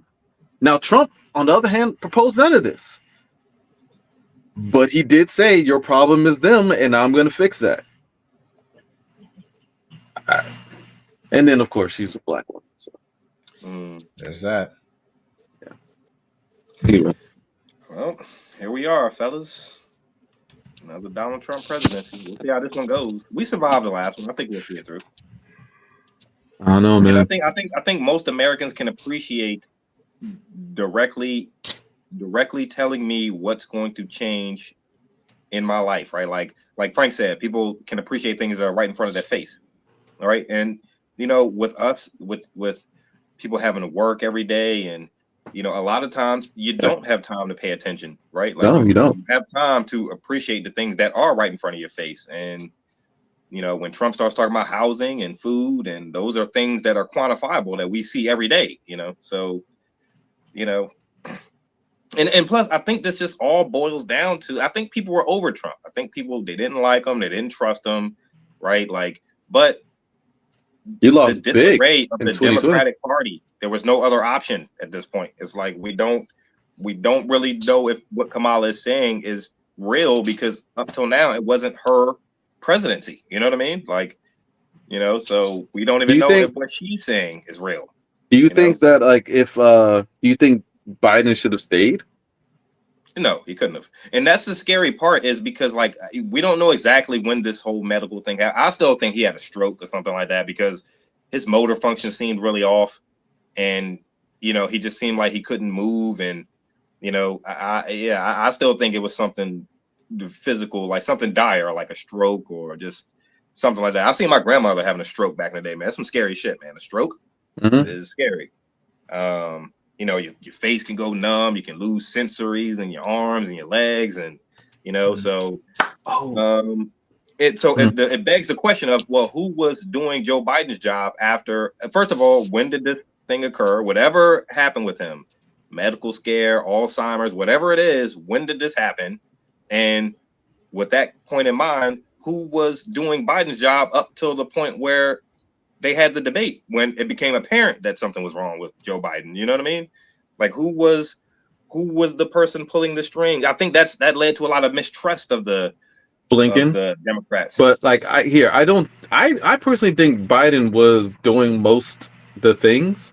Like, I don't know. I haven't seen any evidence of him like not doing things. Like, he'll talk in front of a camera when he wants to, and he'll do a press conference or whatever. Like, I don't need him to like ride a bicycle, but he'd be going for walks. He'd be doing his things. Like, at the debate though, like, he shit the bed. When you have to go, there's one point I do agree with. I remember when he had the debate with Trump, and they saw Trump on a golf course. Some random guy asked Trump. He's like, you know, Trump was the old Trump making fun of Joe Biden.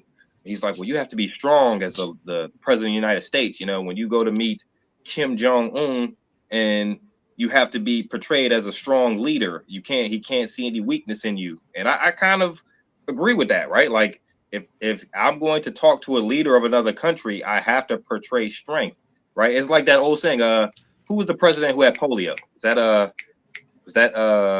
FDR? Was it FDR? Franklin Delano? Yeah. And we never knew he had polio, right? But in a lot of the video and the photos you see, he was sitting down. You know what I mean?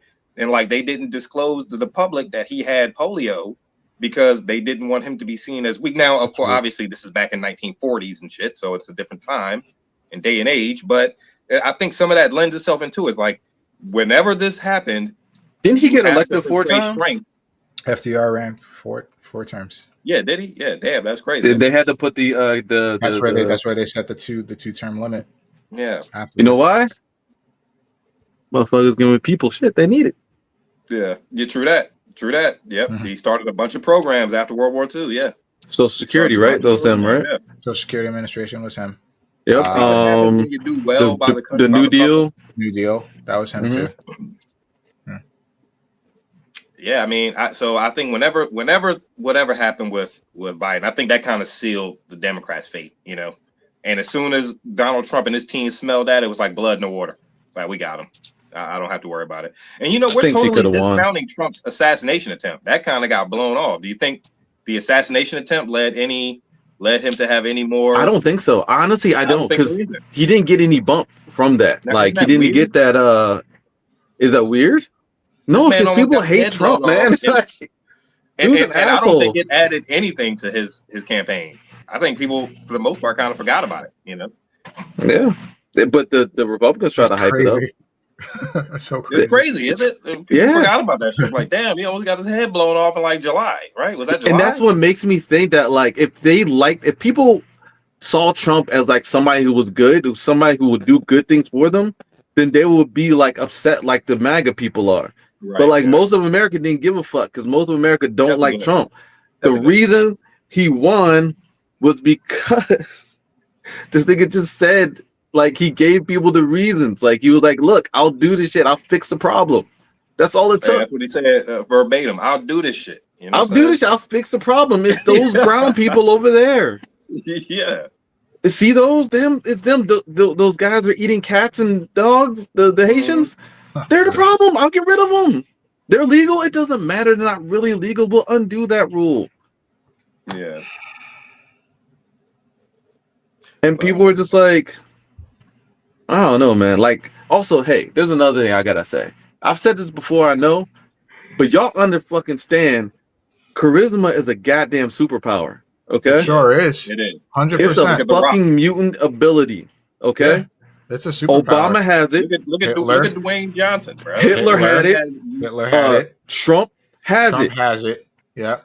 And nobody else right now has that kind of not on that power. Level. Not on that level. Nah.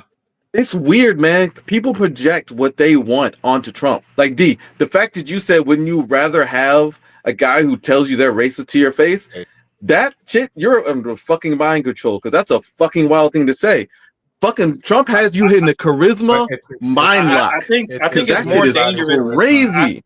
I think it's more dangerous to lend your confidence to a person who hides that he's racist from you and still get your vote than only a person with tells you they're racist. Professor X level power of charisma will make you think that. No, when I know what type of person you are versus what I think what type of person you are, that's a difference. Okay, and I think people can appreciate that they know what kind of person Trump is versus what he's projecting as his type of person. I disagree. I think that's totally 100% true. Do you think Trump is racist? Being genuine. If you can be genuine with me, I can appreciate that. Do you think Trump is racist, dude? Whether you're bigoted, at least I know you. I know who you are, and I know what to expect from you. You think Trump is racist?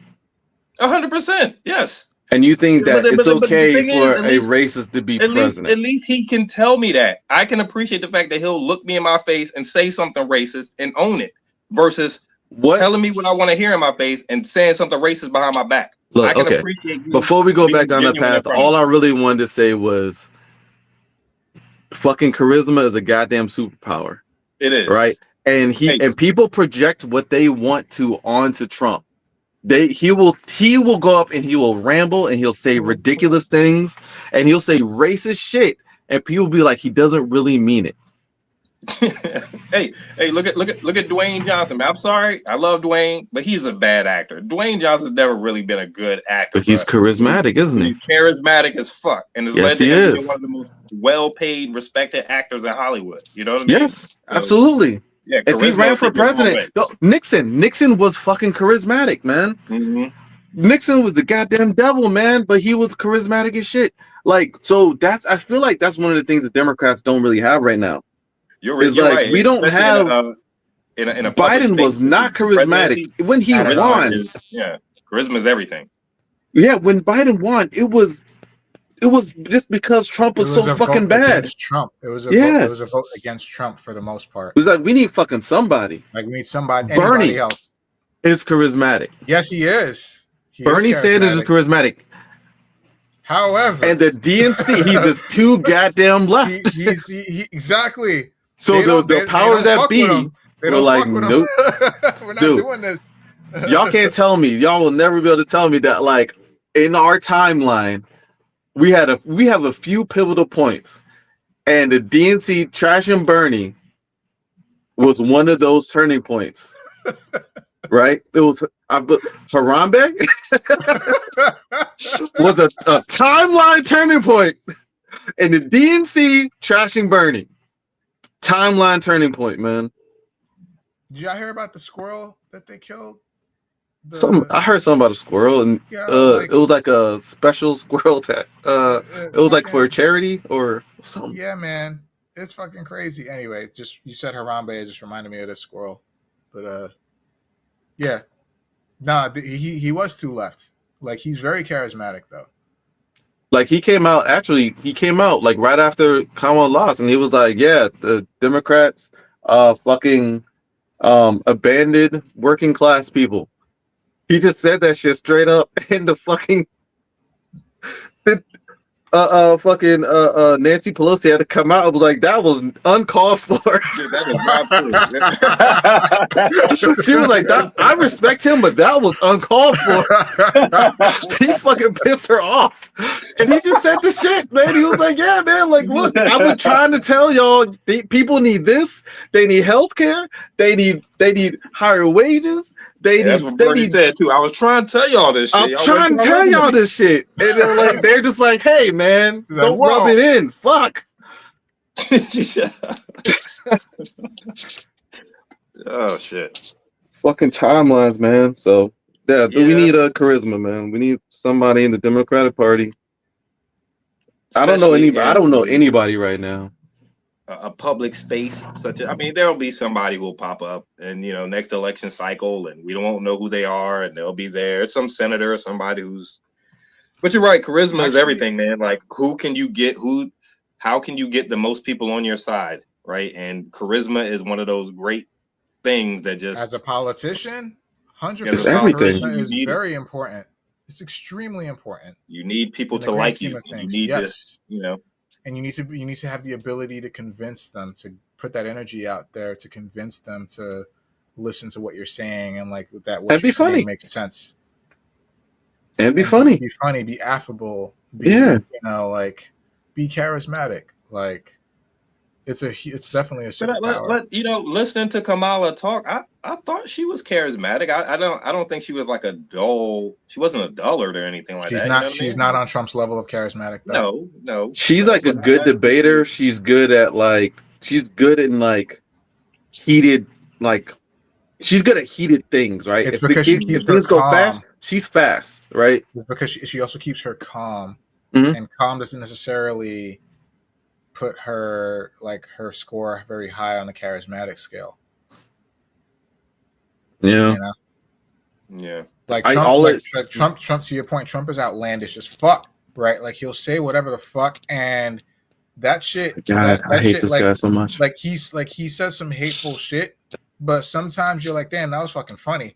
He's funny as shit. That's why I hate him so much, because he will make me legitimately laugh. It's just like, oh my god, and I hate that shit about him, man. Yo, did you hear what he just said? It's like, can you believe this motherfucker? Right. Oh my god, dude, I can't stand him. It's like he says some hateful, bad shit. As president of the United charisma, States, mind power. Always a good thing is to say whatever the fuck, So that's why people don't like. It's not a good thing to say whatever the fuck. Normal people can't say whatever the fuck. It's the charisma. Normal people can't even say it. Charisma people. It's the charisma that makes people think that anything like that is even a little okay. Yeah. Right. If it makes you laugh, or if it's like, oh, they said it in such a way, like, I kind of see their point. Nah. Yeah, he got you. Right. If he says they're eating cats and dogs, and you're like, this motherfucker's crazy. No, he got you. Like, that's it. That's a crazy thing to say. There's no evidence. They debunked it time and time again. They were like, there's no instance. These photos they posted, this guy works for the city and he's getting rid of roadkill. They're like, nope, they're eating cats and dogs, and everybody's like, that's crazy. Ha ha ha. You have throughout history, you have like dictators and like these leaders, right? Like, for the bad shit and the good shit, all have a record of being extremely charismatic. Napoleon, Stalin, fucking Fidel Castro, extremely charismatic individual. Yes. Then you have Hitler, Obama, Trump, like all these people in these high positions of power leading nations. Malcolm X. Malcolm X. Crazy charismatic. Yes. Like, you just fucking by himself bring you in. He brings you in. By himself, he's able to create an entire fucking movement on his own, just through his charisma, through his words, through talking, right? Then you have like Martin Luther King, extremely charismatic individual. Yeah. Maybe not on the level of like some others, but like charismatic individual. He's able to align people in a different way. Mm-hmm. But it's like it's about the power. It's the power of like that energy that you put out there, that empathy that you put out there, the words, being articulate, educated, like that all goes in that umbrella of charisma. And you think about any like real like world leader, national leader, they have it. They have to. They have to a degree, the ones that have made like a true impact, whether negative or positive, in the world. They have to have charisma. You have to have the ability to get people on your side with the words that you say and galvanize people behind one idea or person. Yeah. Look at Richard Nixon, Ronald Reagan, extremely charismatic individuals, Yeah. But they did some terrible shit for this nation, Yep. Bill Clinton is another example. Oh my God, everybody loved him. Yeah, people love Clinton. They love Clinton. Right? Yeah, it's true. But it's like charisma is so important. We need like the Democrats. I'm under the idea that like we need to pull in a celebrity. Like we need to pull a Trump. We need a leftist Trump. Like we need somebody, huh? The Rock? Probably not, but like probably not, but like that would be helpful. But... you know who I want running. You know who I want running. This is the best thing ever. Denzel is a good human being. Like, he is authentic. I saw him fucking bantering it up recently. A lot of interviews and everything. And he's an authentic good human being. I feel like speaking of which, I saw Gladiator 2 yesterday. Did you see it? Oh, I didn't see it yet. I didn't see it yet. Denzel was everything. He was everything. Oh, of course. You wouldn't even have gone to see it. That movie theater was extremely packed too, and I bet you it was all for Denzel. Yeah, 100%. I mean, that's why I'm gonna see it. Yeah, Denzel. Like, what the fuck? I don't even know who else is. I heard Pedro Pascal is in it. There is one moment. There too. He's in there too, right? Yeah, but I'm going to see Denzel. That's the only reason. Like, Yeah, there is I don't one know moment anybody where else you that He expected, plays the bad guy.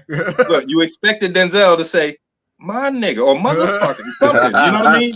You expected the old Denzel to pop out, but he didn't do it. He stayed in character. I was like, okay, good. Thank you, man. So, oh, you mother. There's one moment in there where you're like, oh, he gonna do it. He gonna say it. He didn't say that Get shit. your fucking hands off me.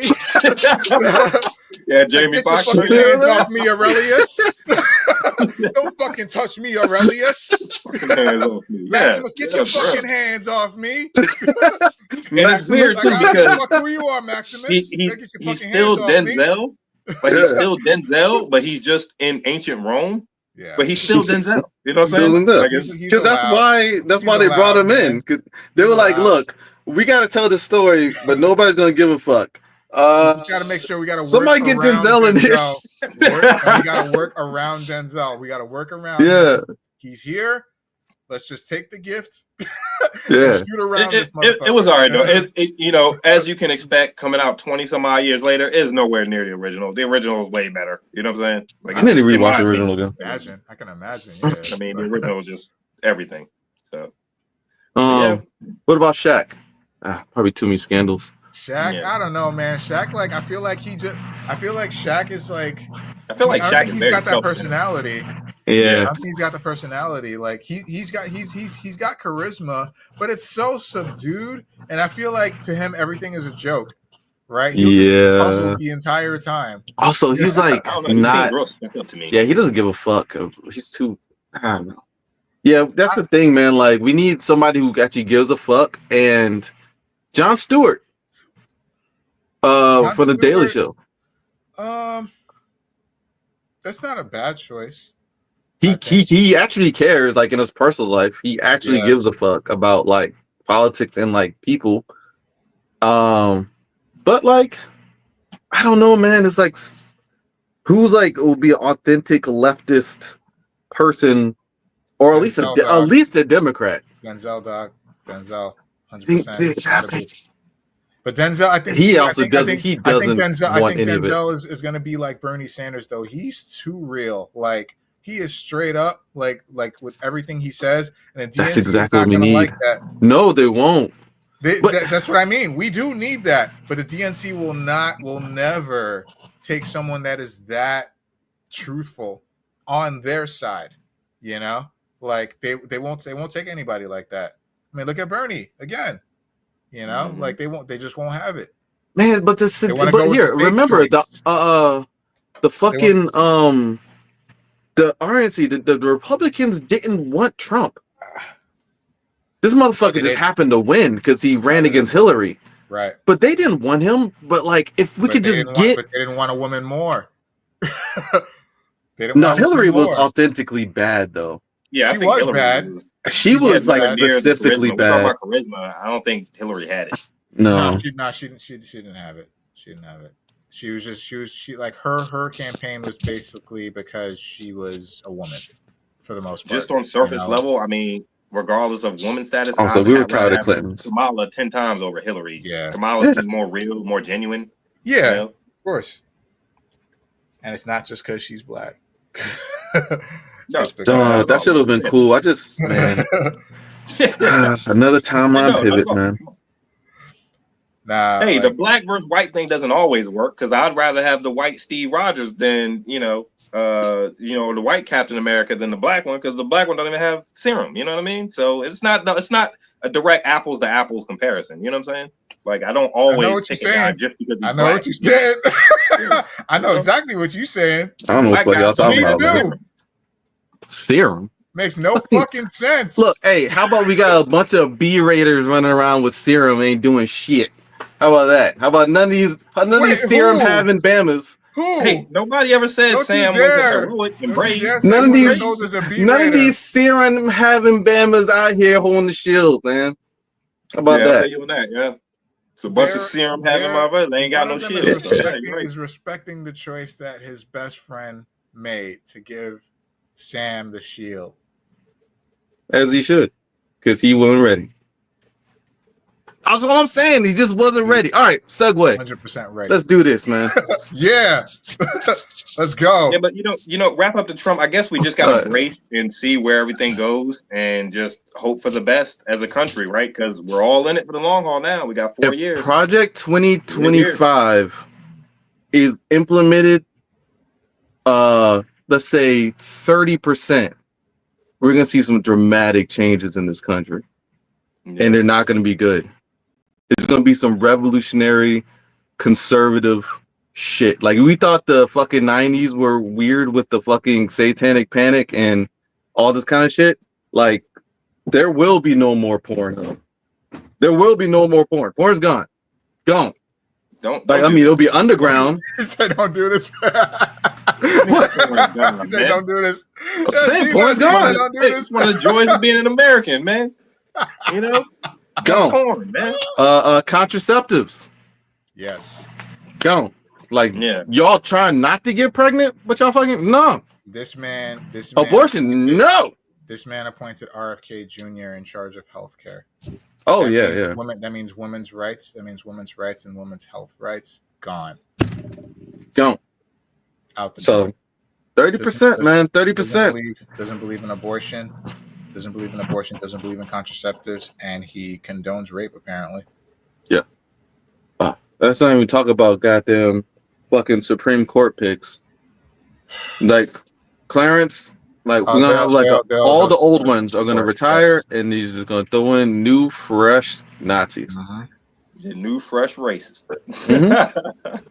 Yeah, we gotta have a man. Like I'm guaranteeing somehow, goddamn, what's his name, man? It doesn't matter. Like this is gonna be some new black racist, black hate. It's gonna be a new black hating, Supreme Court justice gonna replace Clarence Thomas. Yeah, and it's gonna be wild, man. Like there's gonna be some new black hating Supreme Justice, black hating black man. So y'all niggas is too goddamn. Y'all too free. Y'all all this goddamn freedom. You walking around. Oh, yo, they already talking about everything DEI, like any diversity, equity, inclusion, anything. Gone. They're already working on that shit, man. Like our children are gonna have a fucking different life, right?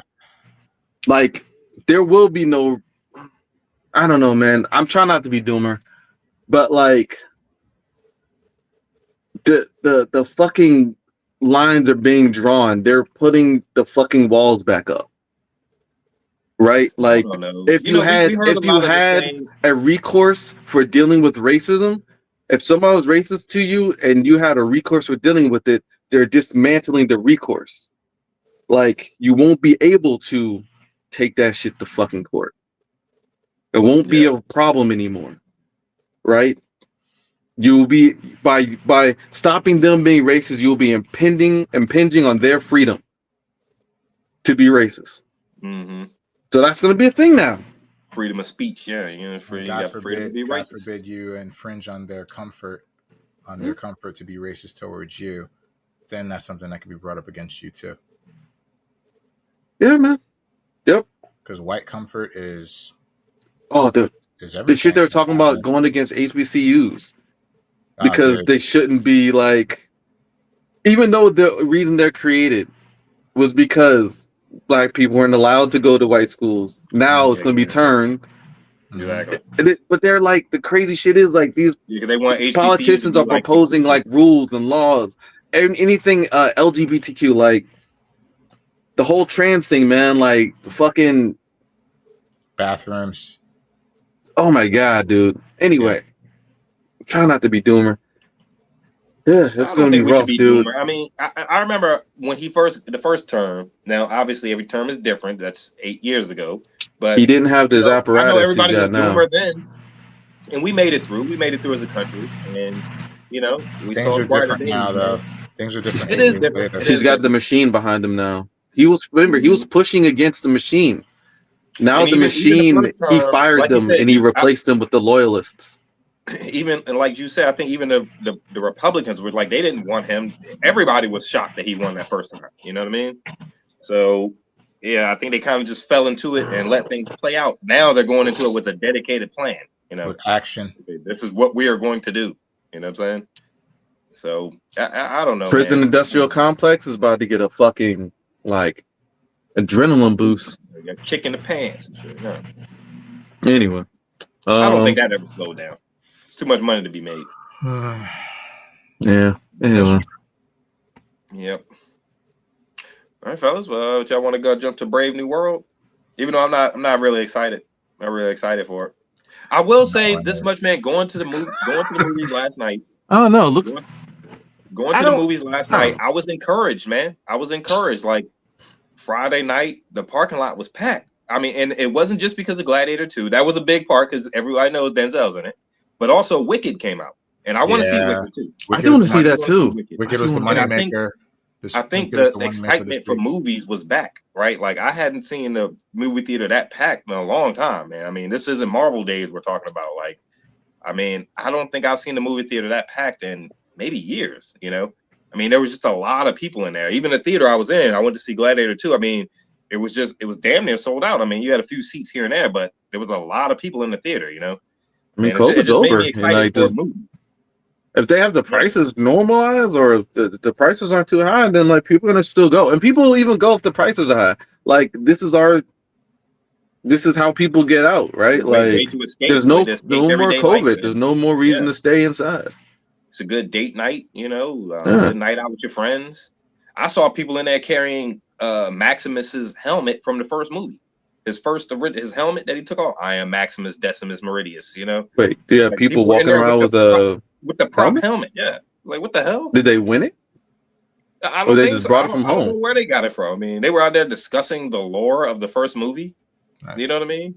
Like it got me excited for movies again, and I hadn't felt that excitement in some time. And maybe Guardians 3 was the last time. Maybe.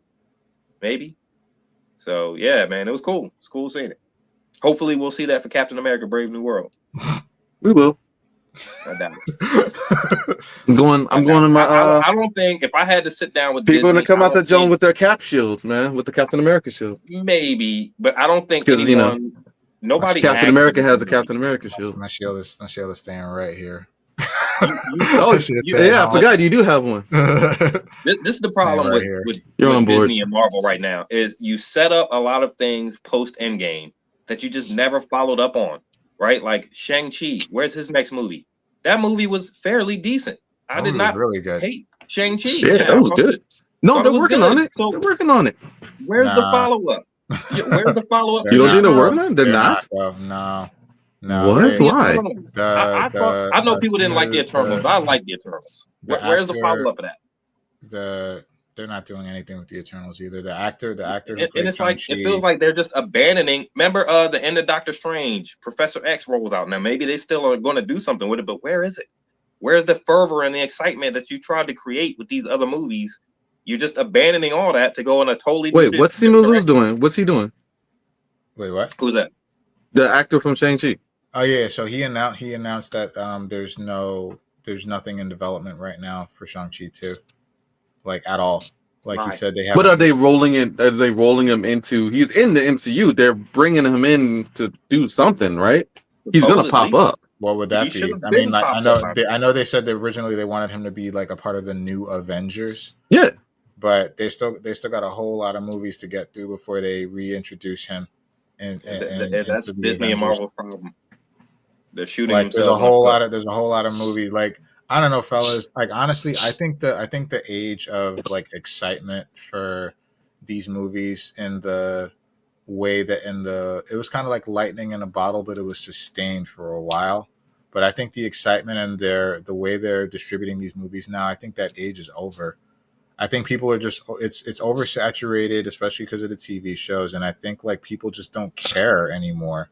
Which is why, yeah, of course, we would love to see a movie with fucking Captain America and Red Hulk, and we have the Thunderbolts, and we had a Deadpool and Wolverine movie, but like honestly, like I don't think people really care anymore, man. Like the number, and I'm not talking about like just how people feel personal or how I feel personally. I'm just talking about like the numbers. right? Like I Deadpool and Wolverine. Deadpool and Wolverine was the only MCU movie in 5 years. No, 3 years. In 3 years, that made over $1 billion. And they were making over $1 billion for every fucking movie that they came out with in their heyday. Again, I gotta put this in context though, because like what other movies being released are making over $1 billion like regularly? You mean like in general? Yeah. Barbie, Oppenheimer. Those are a while ago. What else? Last year. Yeah. So like Barbie, Oppenheimer, Deadpool versus Wolverine Deadpool and Wolverine. I see Spider-Man No Way Home. Spider-Man No Way Home made over $1 billion. Volume of movies that have been coming out, how many gross $1 billion? Yeah, like it's like a super like it's like yeah, that's what I'm saying. Like of all the movies that come out all the time, right? Like Marvel movies were the movies that would gross over $1 billion per movie. They were the standard. That's also because of the audience they could appeal to. But that's right? like not young kids all the way up to grown. I know it's not normal. I know it's not normal, and I know it's kind of like a niche club to be a part of. Yeah. But it's the standard that they set, like D is saying. It's the standard that they set. So by any other means, any Marvel movie that comes out that doesn't hit that $1 billion mark is a failure for them. Easy, financially. Right. I don't know if that's true. Well, that's the thing. Like, okay, I understand. Like, yeah, you're correct, right? You're absolutely correct. But like, I don't know, man. It just seems like, that's how business works, right? So I can see to the point that like the machine doesn't give a fuck about whether or not it's a good movie, right? It just has to make the money, right? But like, I didn't go see. I haven't seen like Wolverine versus Deadpool and Deadpool, whatever. I haven't watched that junk yet. I want to watch it. I just haven't fucking got around to it because I'm a dude. I'm busy, right? Yeah. Like I barely sit down to watch any movies. Like it's hard to watch anything that's more than 45 minutes, right? So it's just like it doesn't mean that like these movies don't like they're not worth making because I know like that's kind of ultimately what it's all going to end up heading towards. It's like, oh, they're not making this kind of money anymore. So we gotta fucking manipulate. Now we gotta do this and that to try to make it worthwhile to make this high, this exorbitant amount of money, right? Without the input and without building it. And we just need that kind of money. And it's just like, that's the fucking thing it's going to be doing for failure, right? Yeah. It's like what they need to be doing is telling that story. Yeah. And to tell that story, they need to be creating movies, right? But you got the corporate machine in the way. Yeah. And I don't think like, and when you say like the interest is out, it's like, it's because there's nothing to build interest off of. Like the interest is fueled so far and few between. Like, what the fuck happened in Ant-Man? I couldn't tell you. That movie looked great. It looked I couldn't tell you what the fuck happened to Ant-Man. That shit happened so long ago. Like Spider-Man, No Way Home. I remember most of it. Most of what I remember is around Kang, and that threw them all too. That was that was another thing that threw them off. That was a fucking calculation they made. That was, I would argue, incorrect.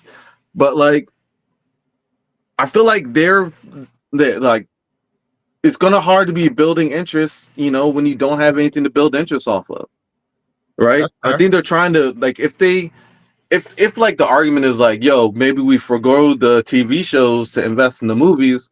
Maybe that's the move they need to make, right?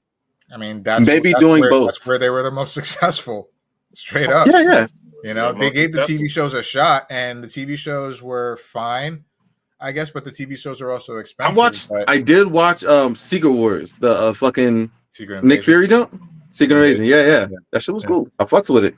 I didn't like the main villain graphic. I didn't like the actor, but the story was sound. The shit was straight. But anyway, like so like maybe you do that if that's what it takes, or I don't know, something else. But I don't feel like I see your point. It's like they need to pivot, but they're probably pivoting in the wrong way. Yeah, they're trying in the wrong direction right now. They need to do something not necessarily drastic, but they need to do something that consistent, kind of like consistent, that builds upon what worked for them in the past. Like every crafting a narrative, building a larger story, and then having a payoff, like your Avengers movies, right? Yeah. Like that's what works for them. They need to get back to that. And but that's what the people your want. TV shows in doing so, fine, but make it make sense instead of giving us TV shows that nobody fucking asked for. Surprisingly, I heard Agatha All Along is amazing. I haven't watched it. I haven't watched it yet. I'm going to. It's amazing. Like I heard it's amazing. I heard it starts off slow, but then it just gets so fucking good. And I'm like, really? But okay. But they still got X-Men introduced. They still got like Fantastic Four. Yeah, they got Fantastic Four. They Spider-Man 4 is in development. Then you have there's like a lot. There's a lot that they can, and we're looking forward to Daredevil, seeing how they pull that off, right? But it's like, if you want to incorporate the TV shows into this larger narrative, go for it, right? If you have the time and money, side and stories, resources, sure, but make it cohesive instead of giving us Moon Knight or Echo or Hawkeye or like all these shows that nobody asked for and weren't very good, except Moon Knight was great. But like Moon Knight was great. Yeah. But like no one asked for it. And where does it fit in? It doesn't fit in anywhere. Hawkeye was good by the end. But yeah, you're right. Well, that's the thing. Like, you didn't like Hawkeye at all? I had to restart it twice. But by the time I got past like the third episode, I was in. But like shit, what was I about to say? Anyway, I pretty much agree with you. Like, make it cohesive. I'm fine with like that's the thing. I'm fine with side stories, and like maybe that's the thing they're doing. Like, I heard Secret Wars is coming up, right? I'm assuming Secret Invasion is going to tie to that. It's got to, because you have characters in that jump who are just out there. There are characters like who's a Skrull and who's not. Yes, like that's a whole thing that like speculated. They can build on that. They can build off of that, but they're not paying attention. Like they made a mistake with Eternals. They made two big mistakes with Eternals, right? They stuck a fucking celestial in the fucking sky, and they never addressed it. Or supposedly they're addressing it. They're gonna address it with is it Captain America or is it Thunderbolts? One of the two movies that's coming out next year. Probably some Thunderbolts then. But they're going to address it soon. But it's like 5 years later, 6 years later.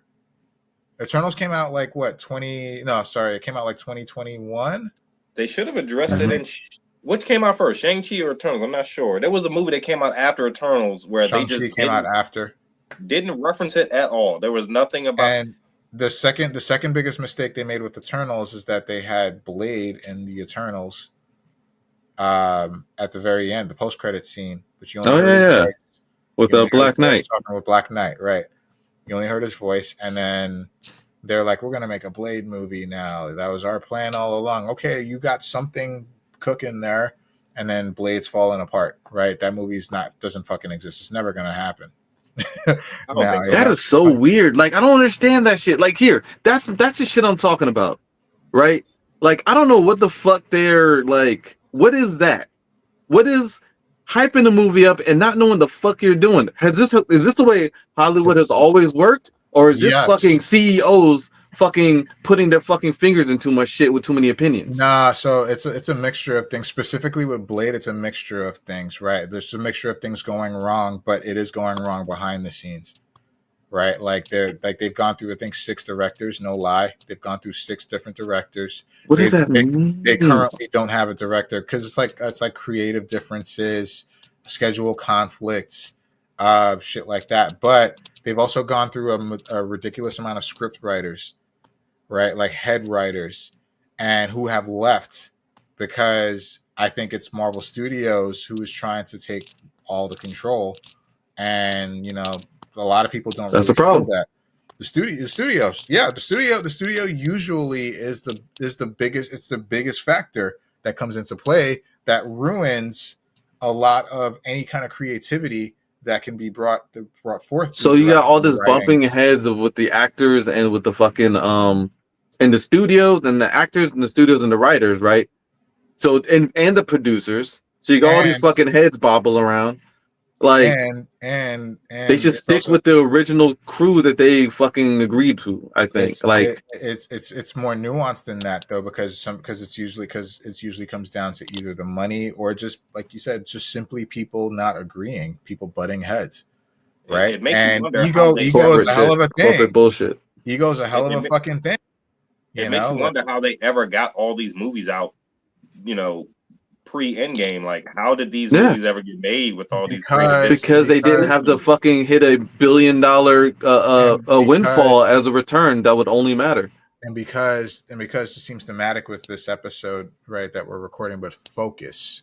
Maybe the Russo brothers were that vital and integral to the operation. The Russo brothers were not integral to that whatsoever. Jon Favreau was the guy who was integral to starting it up. I really give credit to Blade, right? But like Jon Favreau, Blade was definitely the first. They had the Marvel Scroll, Iron Man, with Iron Man, and then setting up the Avengers Initiative, like that was like him and Kevin Feige, and then like as Marvel Studios got bigger and bigger and bigger, they still had that focus to lead up to the Infinity War and Endgame, but as it got bigger and bigger and bigger, the money started coming in. Right. And then they're like, we could do whatever we want. So they're going to fucking see or buy anything we throw at them.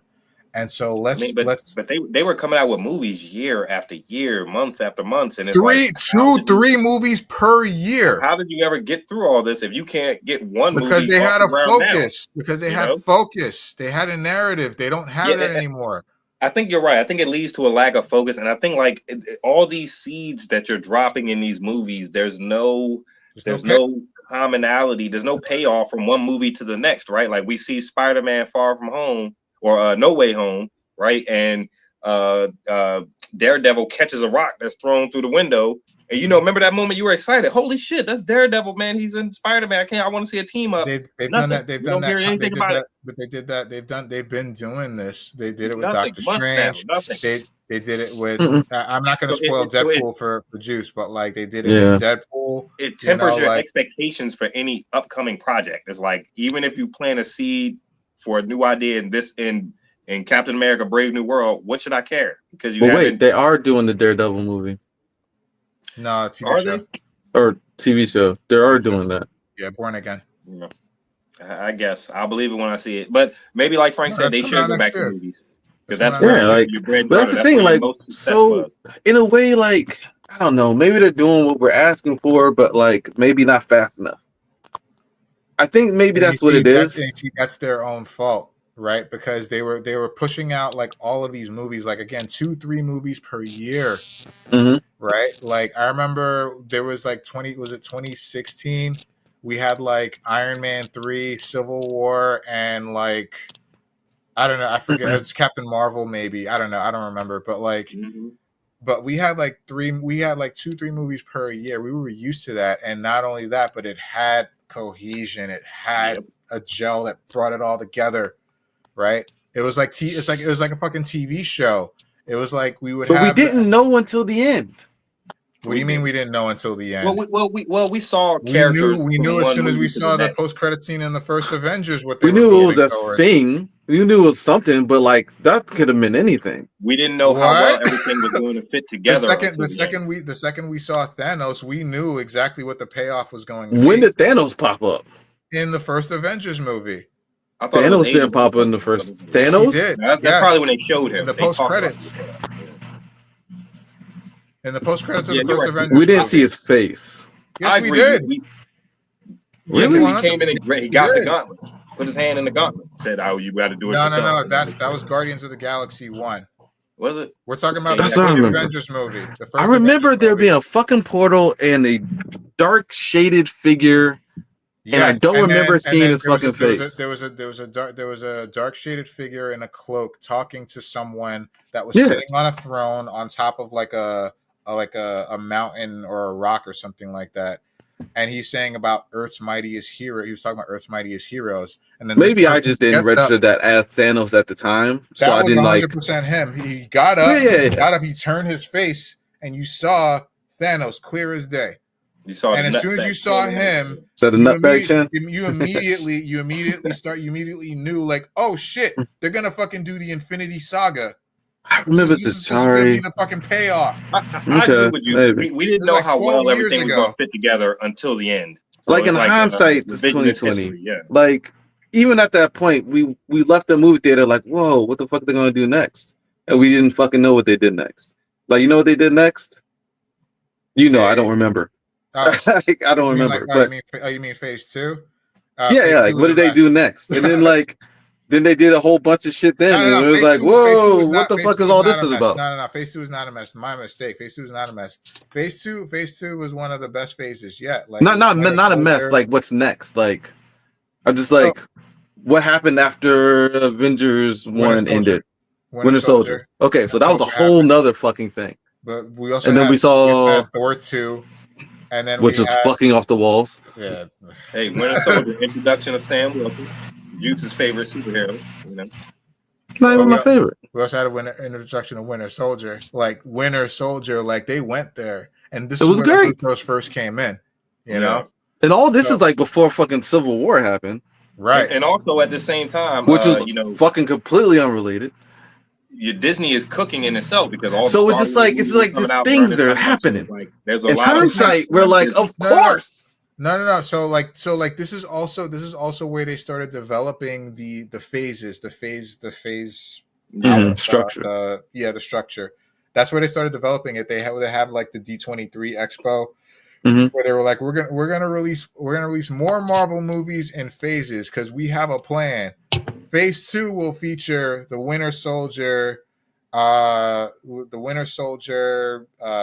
2, blah blah blah, and then we're going to go to Phase 3, which is Civil War, Iron Man 3, Black Panther, and such until Infinity War and Endgame. But they call it the Infinity Saga Part 1 and 2 at the time. So you're saying right now they don't have that projection. They don't have that whatsoever. They have a bunch of movies planned and a bunch of TV shows planned, but it's not gelled in any way, shape, or form. But we don't know because they're not out yet. What do you mean? What narrative are they building?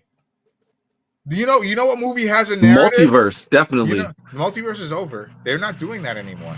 What do you mean? Watch Deadpool. Didn't it? Oh, okay. Watch Deadpool. I didn't watch Deadpool because I'm just like, I thought that's what Deadpool was all about. It is. Even like things like Loki with the TVA and everything, like you're figuring that will factor in some way. Wait a minute, Marvels. What about the Marvels? The way it ended. With the X-Men? With the X-Men? Yeah, I think you're right. But also, fucking Spectrum got shot into the other fucking dimension. Yeah, with the X-Men. Okay. So that's just an X-Men movie. What plan is there? I don't know. I don't know. Like if the X-Men. That's all we want. But like, yeah, that's what we want. But that's what I'm saying. Like, it's not done yet. We don't know where they're going. You know, a movie actually has had a build-up that's coming soon. Thunderbolts. The Thunderbolts have actually had a build-up, which is why I think I'm kind of excited for this movie, because they've actually had a build-up. They've introduced characters in the TV shows and in certain movies and other movies in their own way, and then they're bringing them all together. Even Valentina Allegra de Fontaine, the anti-Nick Fury, right? They brought them together as a team. They Hawkeye, fucking like U.S. Black Agent, Widow, the new Black U.S. Widow. Agent, which is like Winter Soldier and Falcon. So Right. like you got 3 TV shows that are congealing into one.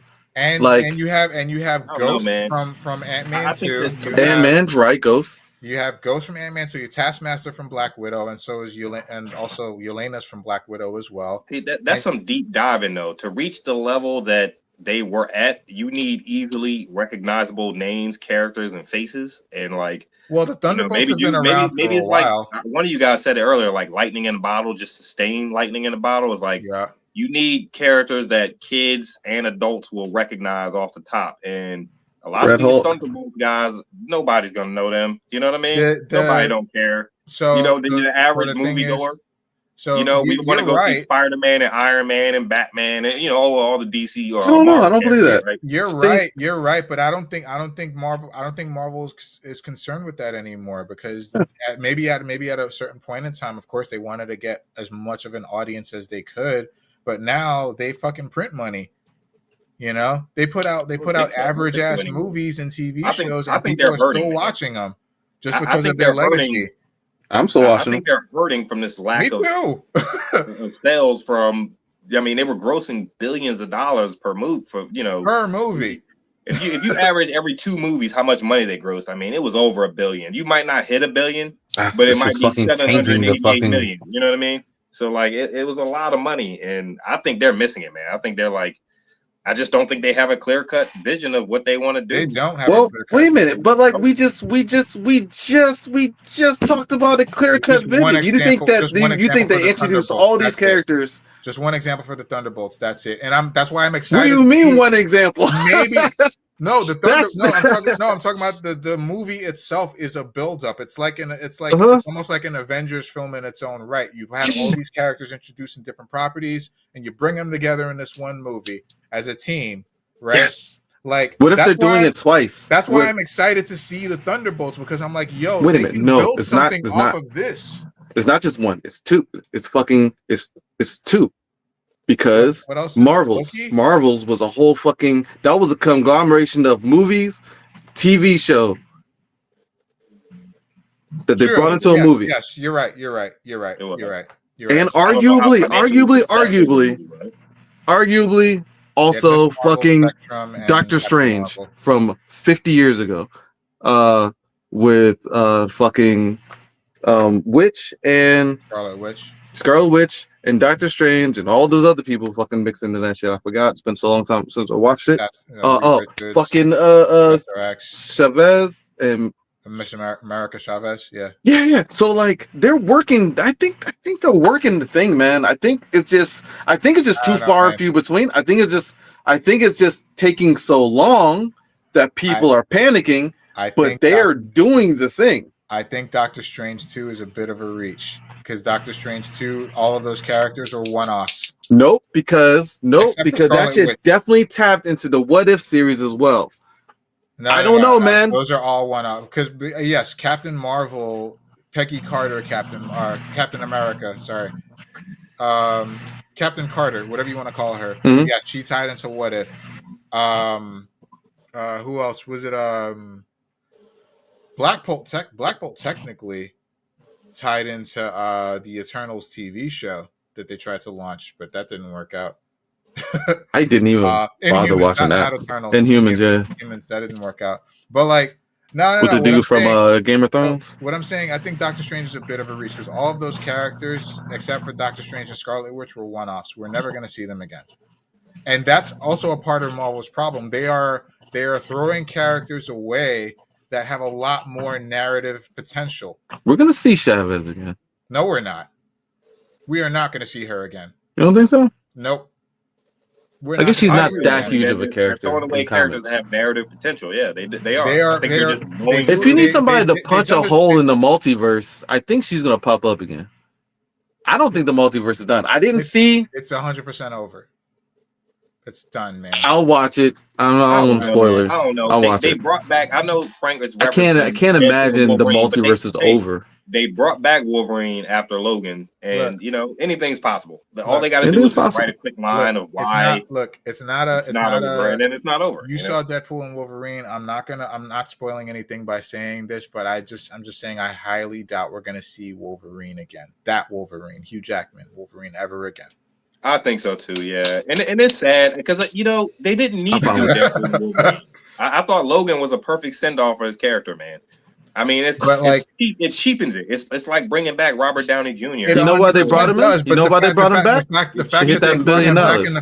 The fact they brought him back in the first place was just based on his celebrity name alone. So they're fucking up the story to get some money. Paid him a shitload of money, and the movie made $1 billion, so they all made their money back. But like narratively, we are never gonna see Hugh Jackman as Wolverine again. You know how the movie ended, but we're never gonna see him again. I'm gonna watch it. I'll watch it this weekend. I like it. It was actually it's really good. That movie, it's really what funny. I was scared of with the other two was that movie actually took itself a little more seriously than the other two. Kind of which did. For me, I was like, that's always a positive because just the slapsticky nature of Deadpool, I was never really a fan of. But I liked the third one, man. I thought it was the best one out of the trilogy. Does Guardians tie in anything? Guardians of the Galaxy? It did, but not anymore. Now it's kind of its own thing. Yeah, they did. Guardians 1 and 2 did tie in. I feel like that shit's. If anything's over, that can be over. Guardians 2 didn't tie in at all. Yeah, I don't remember touching any. I don't remember touching anything else. Guardians 3 didn't tie in either.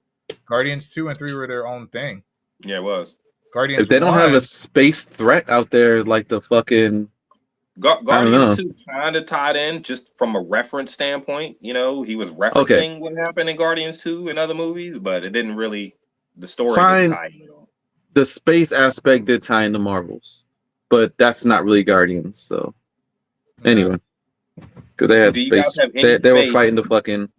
Huh? Do you have any faith that Captain America: Brave New World will have any kind of tie-ins or anything past Captain America: Brave New World? It's Captain America. This is one of the linchpins. They're going to tie it. So I will even admit, and Red Hulk will pop up in Thunderbolts. He has to. Yeah. He has to. The team's name is based on him. It's based on the character. But I'm pretty sure he's going to be as a part of the team. It's just that they're keeping it a surprise, maybe. But so he's not the villain. They're going to find a way to determine him. But so we don't know who the villain is yet. And Sentry's the villain. Who? Sentry. Sentry? Yeah. Bob. Okay, Bob in the trailer. Bob, the guy when they wind up in the facility, when they all wind up in the facility and US Agent attacks Black Widow and then Taskmaster and Ghost go at each other. And then there's the guy in the fucking uniform. You're talking about I'm thinking about Captain America. Thunderbolts, yes. Thunderbolts. Oh, sorry. Okay, yeah. Okay. Captain America? My bad. I was thinking about Captain America, so I was like, I don't know. We don't know who the villain is in Captain America yet. Supposedly Red Hulk's the villain, but then you also have other people, like the Serpent Society people. And which brings in a whole new problem in itself. If Red Hulk is the villain, bro, how is Sam going to beat him? You know what I mean? So it's already dulling my excitement for this movie. It's like I don't want to see Red Hulk versus Sam Wilson. You know what I'm saying? That's cute. Yo, you're wilding, bro. My nigga, dude. There's no dude, Cap. I'm sorry. Fights on the surface, there's high power, stronger people all the time. We got to do it again. We'll do it again. Cap fights stronger people all the time. He's got a serum. This is worse. Look. I think we understand now that Sam's got a suit. So if Iron Man is fighting the Hulk in a Hulkbuster suit, that suit is not the same as a Hulkbuster. It's not the same. It's not the same. But we don't know what the suit tech can do. We don't know what the suit tech can do. Apparently, it allows him to move. It allows him to fly supersonic. That's a fucking that's a hell of a suit. We can agree that hitting a sonic boom in a suit. You're putting too much faith in the suit. There's still a human. The suit's not going to be everything. You know why? Because it's got heart, right? And he's got shoes. He's got heart. So of course the suit's not everything, right? Because he's got the heart to fill in everything else that the suit can't do. Right? Question Sam's loyalty and his heart. He's got the heart, the suit, and the shield, and the wings. He's clear, son. I'll give you that the suit is made of vibranium, the shield is made of vibranium, but there's still a human being. Okay, there's still a human being carrying the shield that is vibranium. Now, vibranium can absorb any impact that comes towards it, right? But you still need the person's arm that's bracing that is a regular ass human being. A regular human being. We're forgetting that there's a suit. So you have the shield and the suits, and then the human. No. Let's put physics two levels of detraction. Let's put physics into this for That's a right. second. Because we've seen Batman take a punch in a suit from a superpowered being. Sam's blue suit in the trailer. You know, the blue suit, the more looking like Cap suit. In the trailer. That's not made of vibranium. That's just made of whatever the fuck. I don't know, spandex, or I don't know. That suit's made of spandex. Now, correct me if I'm wrong, but isn't there a promo poster where you see Sam taking a hit from Red Hulk with the shield with the blue suit on? Now, possibly the shield absorb. The shield will absorb. The shield I remember seeing goddamn. The shield will absorb the hit, but it will not absorb the force. Sam's arm would be fucking crushed, melted. His arm would be gone. Wait, his arm should be I think that vibranium would disperse a lot of the energy. I think him, whatever he goes back and flies into, I think that'll injure him more than the punch from the superpower. But you know what? He takes it and he flies off using, and he just uses that joke. So there is no impact. The punch from Hulk into the shield will be absorbed. So he like bounces. He's like, "Oh, I'm taking this hit. I'm gonna fly away and then come right back at you with the same energy." Yep. I'm still excited. Yeah, y'all have built up my excitement to see this movie. I still want to see I'm saying, like, look, we talking about vibranium, we're talking about storing energy, we're talking about redispersing that jump, we're talking about distribution. The shield doesn't disperse energy, it absorbs it. It absorbs it to I thought Black Panther's suit absorbed the energy. Absorbs and disperses. Yeah. That's so it doesn't just of that suit. Okay. So the shield doesn't redisperse the energy. No. Energy in the shield and then it just absorbs it. It just absorbs the energy. It absorbs it so that like the amount of impact is lessened greatly, like reduced greatly. Now if they would have gave Sam that power, it might have evened the playing field a little bit. If he could disperse the built up energy in the shield, why wouldn't they do that? Does that seem like a good idea? I wonder what this does. Even for Cap, like, why wouldn't you? Maybe to hit supersonic boom, maybe to build enough energy. Look, to reach a sonic boom. Look, you gotta draw that energy from. This man went supersonic, which means he broke the sound barrier. This man broke the sound barrier without a helmet on. It was just his plain old head just out there in some goggles, and he was fine. Explain that to me. I don't know. I'm sure the movie will. We haven't seen it yet. You didn't. You think you're the only person bringing this up? Look, no, I'm not. My hope is that like they have an explanation. But guess what? That's the magic of movies, right? Because all you need is a what the fuck you call it? I don't know, a poison pill, whatever that thing that they add that makes it work. Yeah, just add the sentence that makes it work, and we'll accept it. We'll say, "Hey, okay, all right, they got it," and they're gonna be like, "All right, cool, don't worry, he'll have it." Now, if they got an issue, they don't add it, then I'm with you. I'm with you all the way. But I'm sure they'll add it, and I can't tell you because I haven't seen it yet. Flying around, I'm gonna have a problem.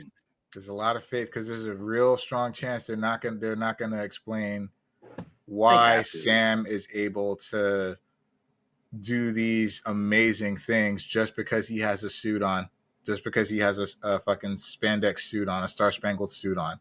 I'll admit, even in Winter Soldier, even in the show, even Falcon and Winter Soldier, when he was throwing that shield, and he's able to throw the shield just like. I was not buying it. I was like, how's he able to throw that with precision? Here's another thing.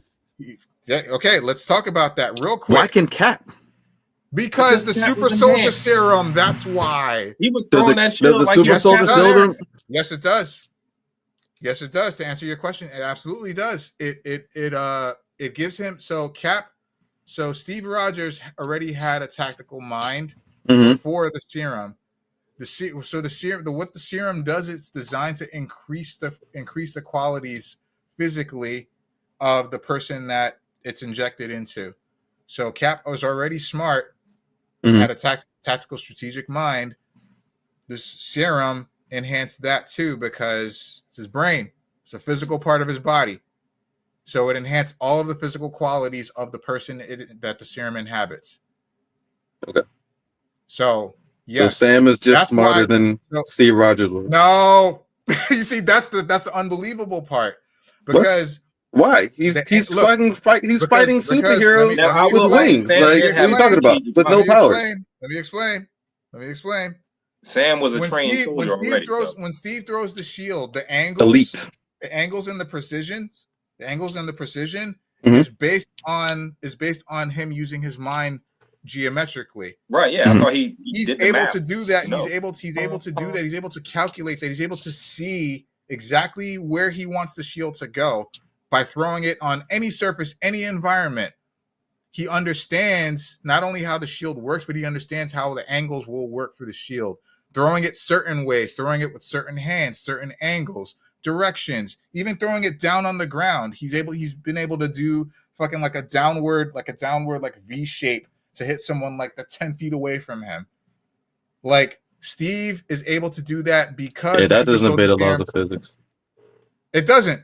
The super soldier serum, though, was able to enhance Steve's thought process. They never explained that cinematically.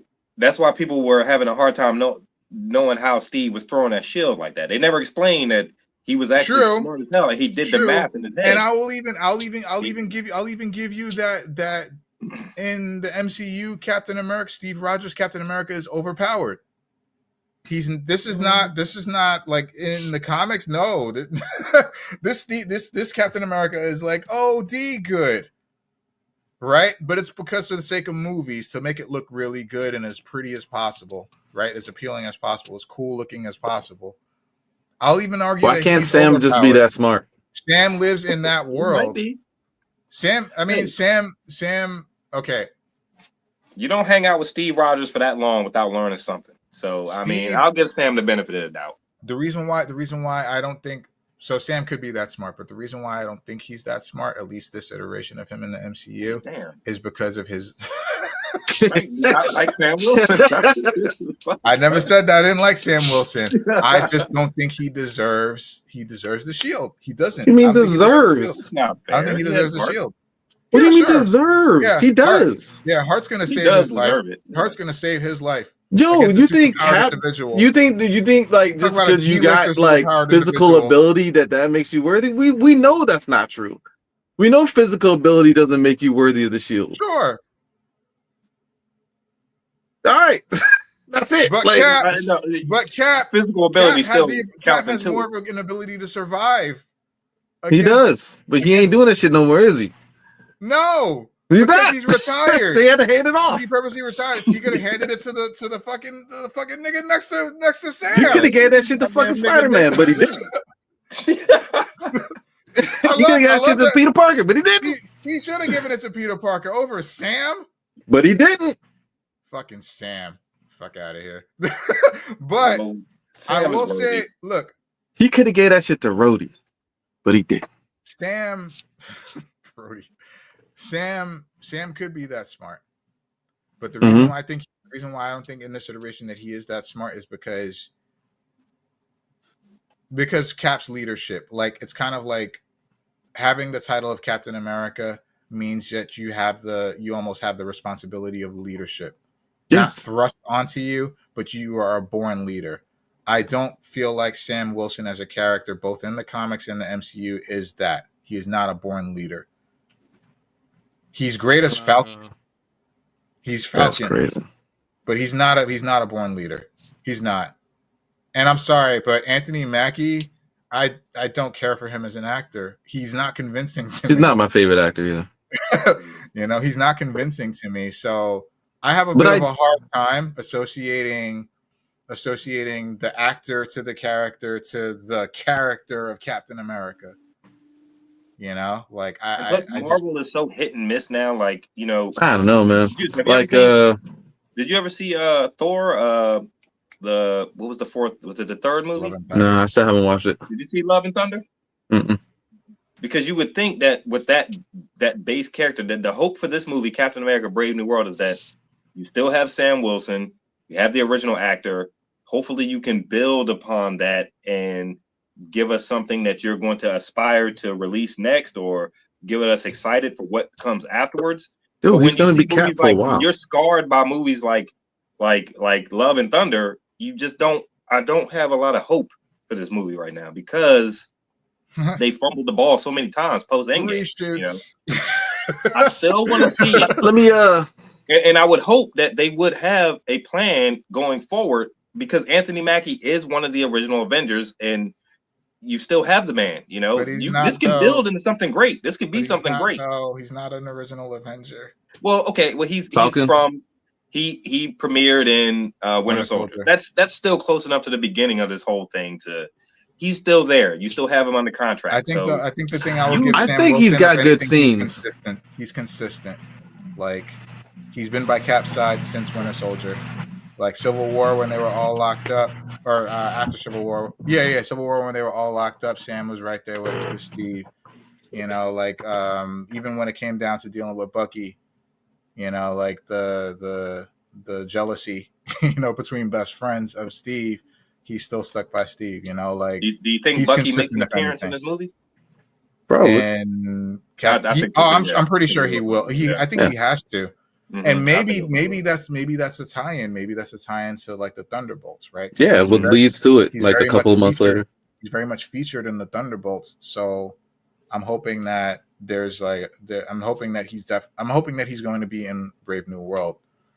To me, it wouldn't make a whole lot of sense if he wasn't. You know, we're talking about a Captain America movie without Bucky in it. Sam's going to be the leader of the new Avengers. I wouldn't be opposed to that. As long as he got a that's it. Like, so that's the build-up, man. Like, we're going to see him, like, if it's an acting chops issue, then that's one thing, right? But, like... No, I mean... Like it's not like written in stone that a Captain America is the leader of, like, I mean, they're the most likely candidate, sure, but it's not like written in stone that a Captain America is going to be the leader of like whatever Avengers team follows. Also, like, all we know, Spectrum was the leader of the Avengers for a while. She was. The Wasp was the leader of the Avengers for a while. Mm-hmm. Like it could be some other people, you know? Yeah. So, but I mean, like Sam is the most likely candidate in this case, in this unique situation. So yeah, I can see that, but like, I don't know. I just like, that's why they got him the shield, man. He's got the wings. Look, it's going to be cool, man. Like, I know everybody's worried, but don't worry, man. It'll be fine. I'm only worried based on past experiences. Huh? You know, I'm open to no director. Reshoots, no director. That's fucking the power that be fucking around. Like, I'm hopeful. They said that he was out of his depth in that. I think in that thing you said. That's crazy. Yeah, I was just like, yo, what? I don't know what that means. Like, that's like, how do you get that role if you're out of your depth? What's that about? Like, nah, man, they throwing shots. Honestly, that's some petty shit going on inside, dude. Honestly, like, it's like. They did. I mentioned before, they did the same thing with the director of the Marvels, right? Black woman, you know, black man directing Brave New World. Like, it could have just been a figurehead political decision to put a person of color in the director's chair and then have the studio control everything from there, and they just get the credit for it. Which is some bullshit, right? Because imagine like being the director, you're working on your movie, and they're coming in like, yeah, you what to do. Yeah, like, we don't like what we hired you to do. It was like, yo, what the fuck? You want to do it then? Like, but this sort of thing apparently happens. And then they start talking shit about that or their depth. Like, that seems a little sus to me. A little sussy. Well, apparently this happens like not just with like the black directors, but it happens like with all of the Marvel movies. It seems like there are only like certain movies, maybe like more established ones, where they let the director actually have creative control. Like John Watts with the Spider-Man movies, he had creative control. I think after the first movie, he had full creative control over 2 and 3. You have Joss Whedon. Joss Whedon had a lot of studio interference with the first Avengers. And then in the second Avengers, they gave him creative control at first. And then they saw what he was doing. They're like, no, we don't like that. So they took over. And that's why Age of Ultron wound up the way it did. Fucking yeah, man, they're fucking around. Taika Waititi with Ragnarok. Ragnarok was received so well, even though there was studio interference with Ragnarok, but it was received so well. They gave him full reign in Love and Thunder, and we all know how that worked out. Like Ryan Coogler had full creative control because the Black Panther movie was just a straight political message, right? Like, hey, we're gonna let these niggas make movies too, right? you know, and it's like we're gonna give them full creative control, but don't fuck this up, and it didn't. Yeah, but you know, and Wakanda Forever, unfortunately, had, you know, there was a lot going on there, so it's kind of a mess. But it's still like there. Besides those movies, there's a whole, like, James Gunn, I think, is another example. But like everyone else, including Jon Favreau, studio was making those movies. Like, explain Iron Man 3, explain Thor 2, explain Iron Man 2. You know, like, it was the studio making those movies. Right, like, so the studio was just sitting in the chair taking the credit. I guess whenever you have a studio who's bankrolling these movies, they kind of can claim creative control whenever they want to, right? Almost full creative control. Yeah, I think it was Edgar Wright. Edgar Wright walked away from doing the first Ant-Man movie because like how the studio did things, and he didn't like it. I'm sorry, those wings are cool as shit.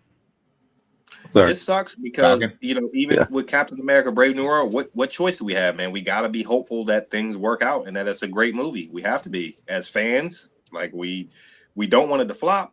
You know, right now, Frank, you don't want this movie to flop, do you? No, I don't. Of course I not. don't. No, I especially don't because it's a black main character. I really don't want it to flop. We have to be hopeful. All the shit that I'm giving, it makes a lot of money, so we get more. You know. I hope so. I mean, I am hopeful. I am hopeful. All the shit that I give the character of Sam Wilson, I don't want this movie to flop, because if this movie flops, then we're not going to get another chance at this. But we know why you give Sam Wilson Black shit. Panther 3. He doesn't have serum.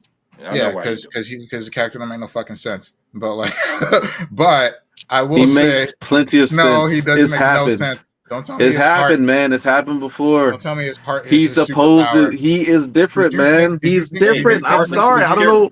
Did you think Matee in Captain Planet was useful? You know, that was the worst part. That was the worst power. Earth, fire, wind, water, heart. Yeah. Did you think he was useful? Yes, he provided heart. He was useful. He was talking to animals. Love is a power. It's a power. Yeah, dude. It is the most potent of powers. Sam can fight Red Hulk with love. You know? Potentially, you are right. He doesn't need serum. Heart was the most powerful of them all. Because imagine Captain America without his heart. In fact, didn't they have an episode where he didn't have heart? Captain Planet? Like evil? Yeah. Captain Planet, yeah. I think they did. There was an episode where Matee ran away. He ran away because he was feeling down because he realized, he's like, man, heart doesn't do shit. You know, his power sucks. Turns out he was wrong. He thought he wasn't useful. Yeah, I remember that. Yeah, he thought he wasn't useful. Yeah. Right. It turns out there was like this big forest fire. There was like this big forest fire, and he had to get like all the animals out. And he was the only one that could do it. And they were like, you got to come back, or this forest is going down. And this forest goes down, and it's gonna affect the environment. And so, and they couldn't summon Captain Planet without him. So I get it. But was he actually useful? Hells no. He was literally there. He was useful. He was literally there. He was literally there. Just as a puzzle piece. Right? It's just he would have been the last ring that you picked. Like, if it came down to him and like any other heart ring, is charisma, okay? Heart is charisma, okay? That shit is the fucking crux of charisma, man. And love, you know what I mean? Love is universal. Love conquers all. I get it, but I just hate the fact that they gave it to this timid South American kid. And that's how Sam is going to beat Red Hulk. He's going to beat him. Hey, what you got against South American kids? Nothing. Nothing. It's just they gave heart to what. I'm not talking about his heritage. I'm talking about his character. Like, he was timid. He was shy. He was young. Timid and like the softest one. Yeah. He was. He was timid and he was shy. He was young, and it's like I'm like, come on, man, you got heart. Like, just bring the heart. But because he was smaller than everybody else. He was the shortest one. And guess where he showed up? He was with them every time, son. Every time he was right there with him. He's like, we're gonna summon Captain Planet, yo. Because he had heart. Make sure Matisse not. He was right there with him. Because he had heart. Make sure Matisse not jumping off a bridge somewhere. We gotta summon Captain Planet now. Earth, fire, wind, water. Matisse, come on, son. He's like, I don't know, guys. I don't. My powers suck. Come on. Nah, son. That was never my T, man. My T always showed up, man.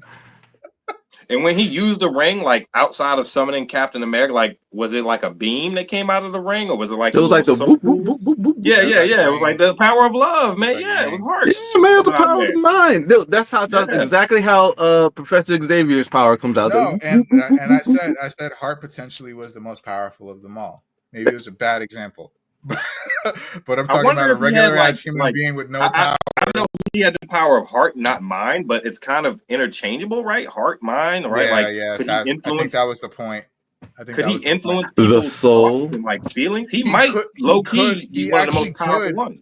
He actually could influence people, but they delegated it to animals just so they could keep him under control. Yeah. Not that he had like actual like telepathy, like he influenced over people, persuasion. Oh boy, he would go power mad.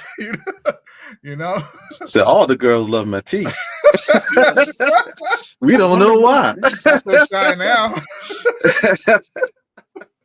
So everybody love my tea. But yeah, man. Like, yeah, dude. Look, Sam got heart. All right. He the only nigga out there with no powers. He's got some mechanical wings. Them shits don't always work, and he's still up there every time. Powers, just like yo. You can every time, because you gotta have a heart. You have all the heart you want. Show up, you lose that shield. You know what? Yeah, man, having heart is how Cap got up there in the first place. Because Sam was always there, bro. He never ran. He knew he didn't stand a chance. He didn't run. He was out there fighting Thanos and them goddamn 6-armed motherfuckers. Like, yo, he was just right there with him. What you gonna do, man? Knowing he didn't have no serum, no power. No one had no serum. You break an arm, nigga, that shit stay broke. But he, what? What are you guys talking about? Just Sam fighting. Oh, just in general. Oh, okay. Yeah. Because I'm like, where did this happen? Because that's like the whole thing, man. This is like, look. Talking about being a leader, man. Like Steve Rogers wasn't always a leader. He was not a born leader, man. Dude, he was weak, son. He was weak physically. He had one friend. He was weak physically, and now to your point, he had the heart. He was always a leader in here. He came up in that joint. Yeah, but that's Steve. That's Steve and his personality and his heart. I'm talking about Sam and his personality and his heart. I don't think he's there as a leader.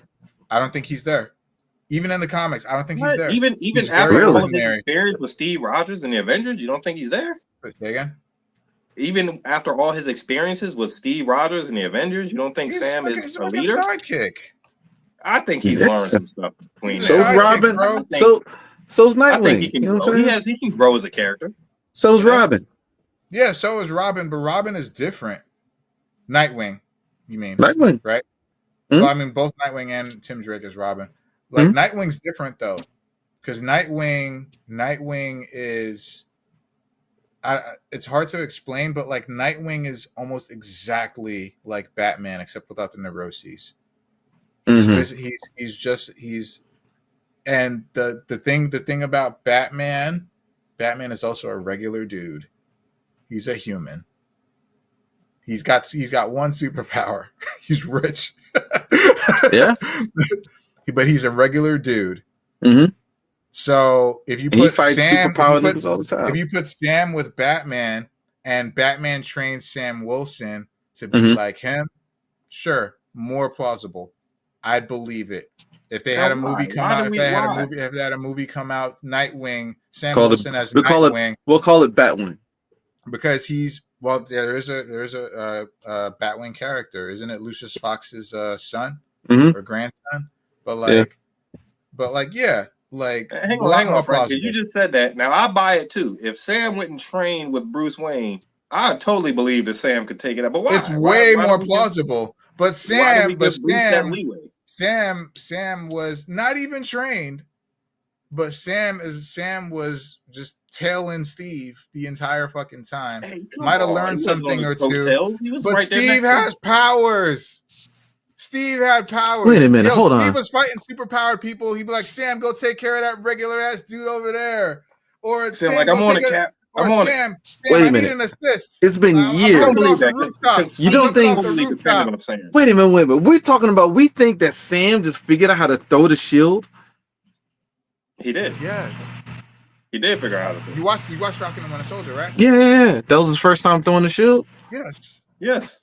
I never saw him throw it before. He never threw the. You never had I might the have saw shield him pick it before. up and give it back to Cap. When did he But I have the don't think I shield ever saw him before throw that? it. In all the years He was they've been throwing it together. perfectly too. It's like what? In all the years they've been together, No, you don't think he's sir. ever touched a shield? No, sir. You He don't might think? have. Okay, maybe. Hold on. You don't think there's any Yeah, but- time but in their you- downtime you where haven't seen- Sam and Sam, Cap like, yo, were Cap, hanging let me out, throw that shit. and Cap was just like, "Yo, in the event that maybe we run into some shit, here, Okay. let me show you how this works." Hey, look, you can fly, right? So if I need you to fly and get my shield and give it back to me, let me teach you how to throw Let it. me, a super soldier, show you a regular human how this shield works. Yeah, and maybe since you don't have my strength, I show you the technique. I show you how to think about how to use it. How the fuck does Bucky figure out how to use a shield? Bucky's a super soldier. You think the fucking super soldier comes with shield disc training? The discus? Yeah, discus throwing? Discus throwing? I don't know, man. Like maybe Bucky spent some time with Cap to figure out about super soldier serum. Huh? It enhances your physical characteristics, including your brain, which is a physical part of you. I don't know, man. I know a lot of super did we brain ever see motherfuckers Bucky who throw probably the not shield? throwing the shield like that. We saw Bucky throw the shield really hard in Winter Soldier, but I don't think we saw him like bounce it off anything. I think his was just brute strength. I don't think his was like discus throwing skill. Sam was bouncing that bitch between trees and catching it underneath, and It's a lot of downtime in between these movies, man. Maybe Cap did train him a little. I don't know, bro. No, that's not plausible at all. No, he might because Steve. Okay, it's a little plausible, but I'm only going to give you like 5% like plausibility here. All right, because Steve. So the shield is a symbol. I'm going to put it simply. The shield is a symbol. It's right above your head, right there, right? Mm-hmm. The shield is a symbol. The symbol belongs to Captain America. Steve Rogers, while he was still Captain America, was pretty much the only person that handled that shield. If that shield was not on his person, it was by accident or by surprise. Like in Civil War when Spider-Man. I don't think he would let him loan it out to Sam. I don't think he was spending time over the weekend with it. Like maybe it's when they're training. I'm guaranteed they spent some hand-to-hand time training. Captain America's weapon. It's Captain America's weapon. Captain America needs the weapon to go into battle. And maybe one of his few friends in this era. Sure, with downtime, I'm saying again, it's 5% plausible. It's not impossible. It's 5% plausible that maybe he's like, hey Sam, you want to learn how to use this thing? And Sam's like, sure, or nah, or whatever. But like, the fact of the matter is, Sam in Falcon and Winter Soldier, when he was training with that fucking shield, he learned that shit in like 5 minutes. Without a super soldier serum to help him, to assist him. Wait a minute. Sorry. There's another set of undetermined downtime between when Sam got the shield from Cap and when we saw him training with that shit in the show. Sam gave the shield to the museum because he said he didn't want it. He didn't walk it right over there directly. Yes, he did. He sat with that shit for a minute. No, he didn't. He did not walk that shit over there directly. He walked it over there immediately. No, he didn't. According to the timeline of the show, he was Falcon doing Falcon stuff.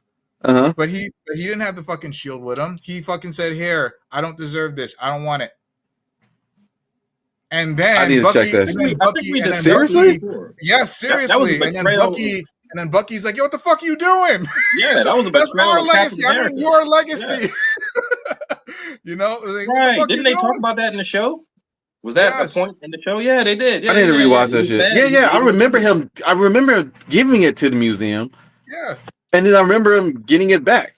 He got it back. Yeah. Bucky's like, "What the fuck you doing? That's our legacy. I mean, your legacy. We got to get that shit back." I don't know, man. I'm worried about downtime. Maybe he fucking tried that shit out for a bit. It was like, not really for me. That's like Spider-Man giving the Tony Stark glasses the Sorry, dude. Like all this is the stuff that makes Sam worthy. Sam. That was all this is the stuff that makes Sam worthy. Because he doesn't have the audacious presumption that I deserve this. Sure. That's what makes him a hero, man. He doesn't deserve it. He never did. Well, yeah, the naysayers always say that. Right? Worthiness is different than ability. He doesn't have the ability to wield it, but he is worthy. But we know he does have the ability to wield it because we've seen it. Magically, he has the ability to wield it. There is magic in that world. Which y'all might be what you use. Maybe Cap did teach him how to throw the shield. Maybe he did. Absolutely. They had a lot of downtime. They weren't always fighting. Winter Soldier they weren't and the end of Endgame. Fucking what was the last movie? Fucking Endgame? Endgame. That was that's between Winter Soldier and Endgame. You don't think these motherfuckers had any chill time? Now there was a period of time.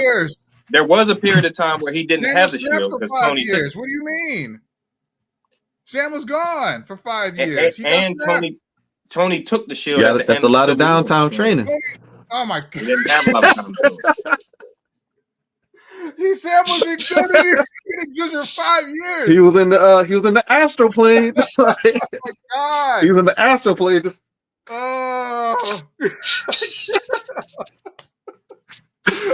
Practicing that shit in heaven. Sam sucks. Sam sucks. He doesn't deserve the shield. This movie's gonna suck, but I hope it's actually good. Because I know it's a lot of conflicting emotions, man. But the naysayers are always gonna say nay. I think it's gonna be bad too, but I hope not, man. Because we just as fans, we don't want it to suck. We don't, but I think it's gonna be bad. Oh, good.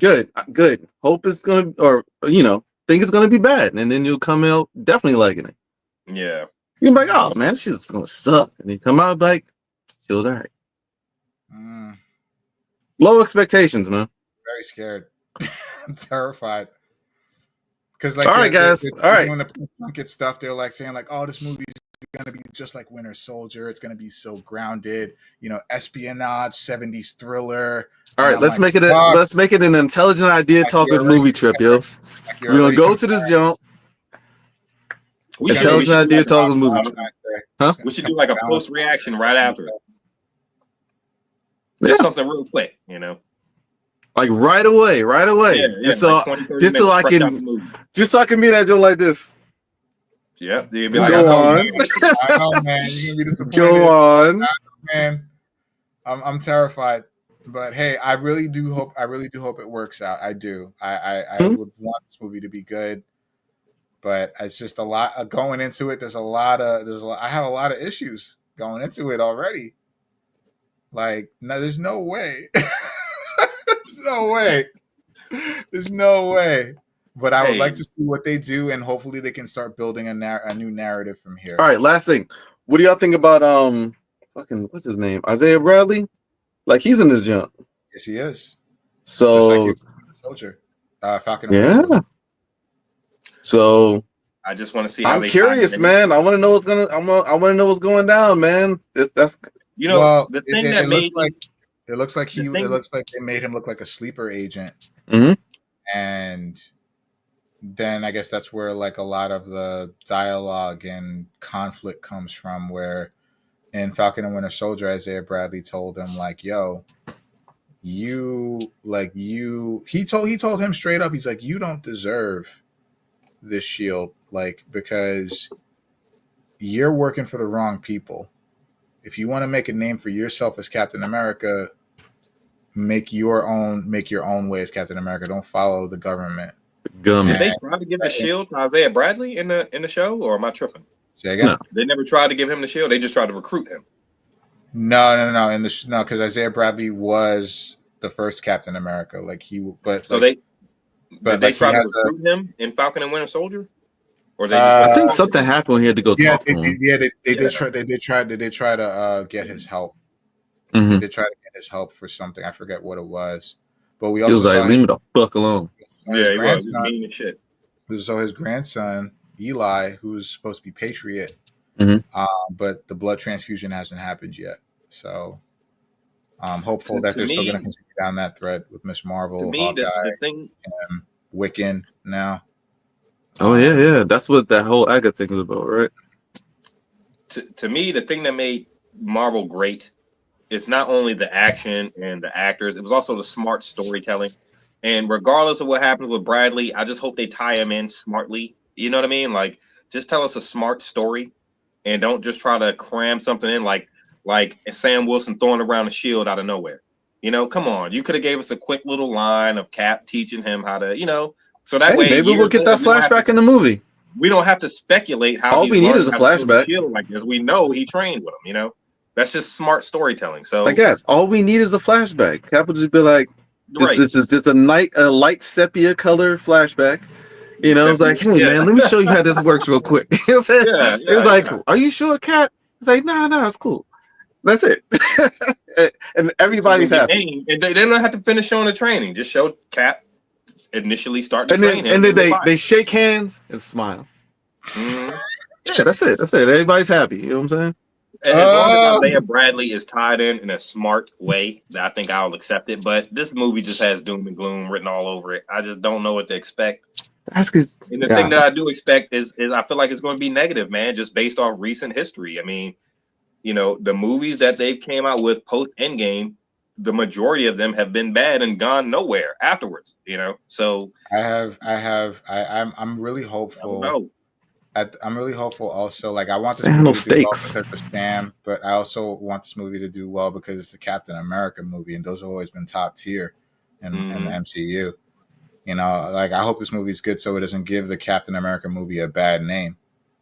Who's directing? And so that we get more movies. We want more. Who's directing Thunderbolts? Oh, actually, I don't know. Not at the top of my head. I can't help but think that these two are inextricably tied. Because they are going to, because Red Hulk's in Brave New World, and the fucking name of the Thunderbolts is because of Thunderbolt Ross.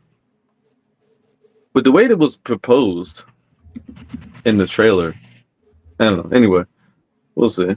Jake Schreier is the director of Thunderbolts. I don't know this. I don't know anymore anyway. But okay, I don't know, man. I just we look.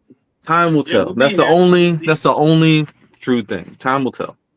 Hey, we'll go see it. I'm still in. I'm 100% in. I'm still gonna go see it. Yeah, me too. Take my money already. I just don't expect much. That's all. I'm such a mark. I'll just go see it, and I don't even expect it to be good. I'm still just gonna go see it. From the time the first trailer came out, I knew I was gonna go see it. Yeah, it's Captain America I just want movie it to be good so that it has good word of mouth and good reviews. Then we'll get more passes because I was already gonna go see it. Mm-hmm. Like, even if you two guys go see it before me and you tell me, hey man, I don't know, I didn't, like, I still want to go see it just for my own peace of mind. So yeah, like, I'm actually gonna go to the theater to see this one. Yeah, they have that audience that's going to see it regardless, but we want it to be good so that we get more projects, I don't know. I'm pissed if y'all tell me that they made Deadpool just to close up the multiverse story. I'm gonna watch that shit, but like, I'm finna be upset. That's the bullshit. way the multiverse worked in there was cool as shit. It was cool. It had some cool reveals in there. You're like, the TVA shit. was great. Like, I feel like Loki spent so much time setting that shit up, and they made a horrible miscalculation with hinging everything on one character. So they had to find a way. I like Deadpool. Like I'll Which say this, character was that? King, Oh, okay. King, Jonathan Majors. Yeah. But I will say that like Deadpool and Wolverine, it did have some cool stuff regarding the multiverse stuff, but like I would say just watch it, but like the TVA is heavily involved, and in such a way that it's massive. The repercussions of what happens are massive. But that's not to say TVA doesn't still exist. It's just Deadpool and Wolverine I think to me, kind of closed the book on the multiverse. And now they're free to move on into a different direction, which is why we have more grounded movies coming, like Thunderbolts and Brave New World and so on. You know, I was late to the party with a lot of the Disney Plus shows. But when I first saw Loki and they introduced the TVA, I thought that was going to be the great fix to all the storylines. It had the potential to be different direction because it's time travel, right? You could write anything. Yeah, you could write whatever you want. Characters in that were dead. You could bring characters in that are the same from different universes. You know, and it's gone nowhere since. So it's not lending, enough confidence in me of them going forward. But here we are, man. We got to roll with it, just like Trump. We got to roll with it. So I'm here for it, man. Let's do it. Shit. I'm still a fan. Still a fan of Marvel. Just they've been fucking up lately. That's all. All right. Speaking of fucking up lately, everything post the pandemic, and it's different. Everything is different, which is why it filled me with such. When I went to the movies yesterday and I saw how packed that theater was for Wicked and for Gladiator 2, it gave me hope for people who love movies such as ourselves. It's like, man, people still want to see good movies. We still want to go to the movies on a Friday night, get some popcorn, sit down and escape for 2 hours. There's a magic in that. You know what I mean? Like, and we were getting spoiled in the Marvel glory days. Even DC, I'll put DC up there. We were getting spoiled. Like, like Frank said, 3 movies a year. Those were events, man. We were looking forward to it. Podcasting about it, reading up theories, what people think's going to happen. So yeah, it was great to see, man. It was great to see all those people at the theaters yesterday, man.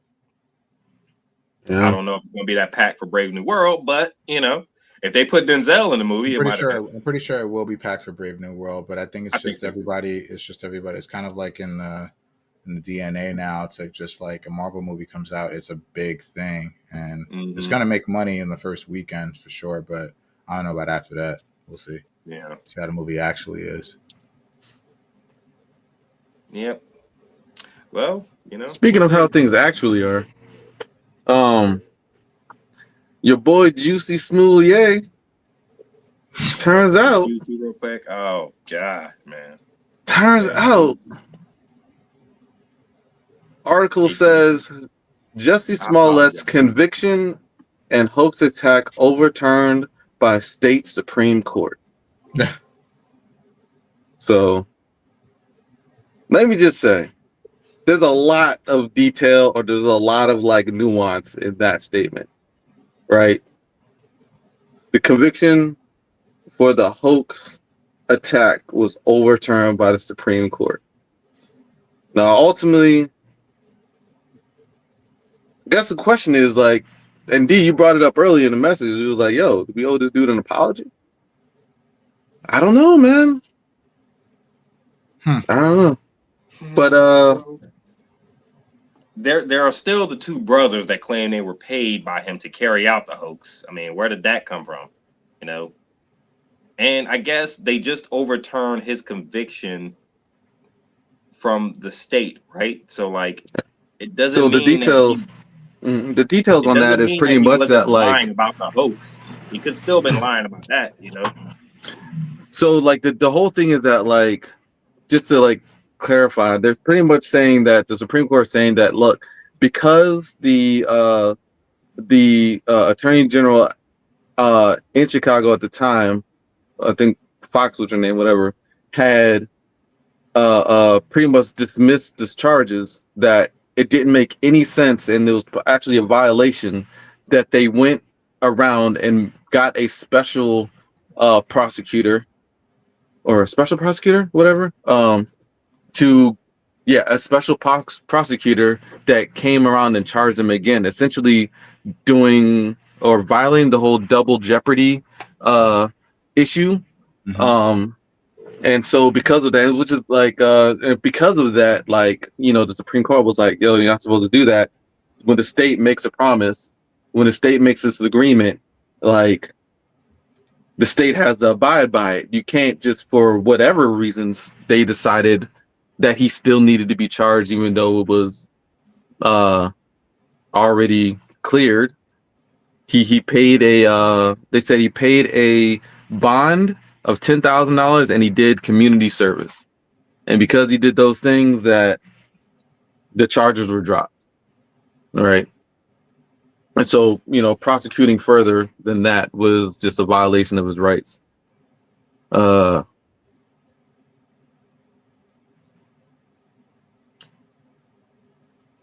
Now, you asked, what are the two brothers doing right now? I don't know if y'all seen these Bambas, man. The whole thing is weird, right? Because, like, okay, so they overturned his conviction from the state of Illinois, right? Because this happened in Chicago. But they're not absolving him of the alleged crime of the hoax. So he could still have been, it could still have been a setup, but he should never have been, I guess the Supreme Court of Illinois is saying that he should never have been convicted of the crime and given jail time. So they overturned the conviction from the prosecutors.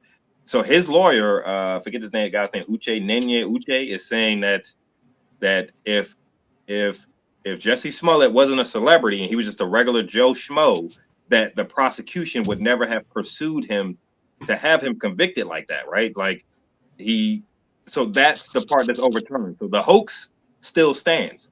So he could still have been lying about the whole hoax, right? People spraying him with flammable fluid or whatever kind of fluid and putting a noose around his neck. That could still have been staged, but the prosecutors in the state of Illinois, they wanted to convict him for wasting basically taxpayer dollars, overtime dollars on investigating a case that he lied about. You know what I mean? So that's the conviction that they're overturning.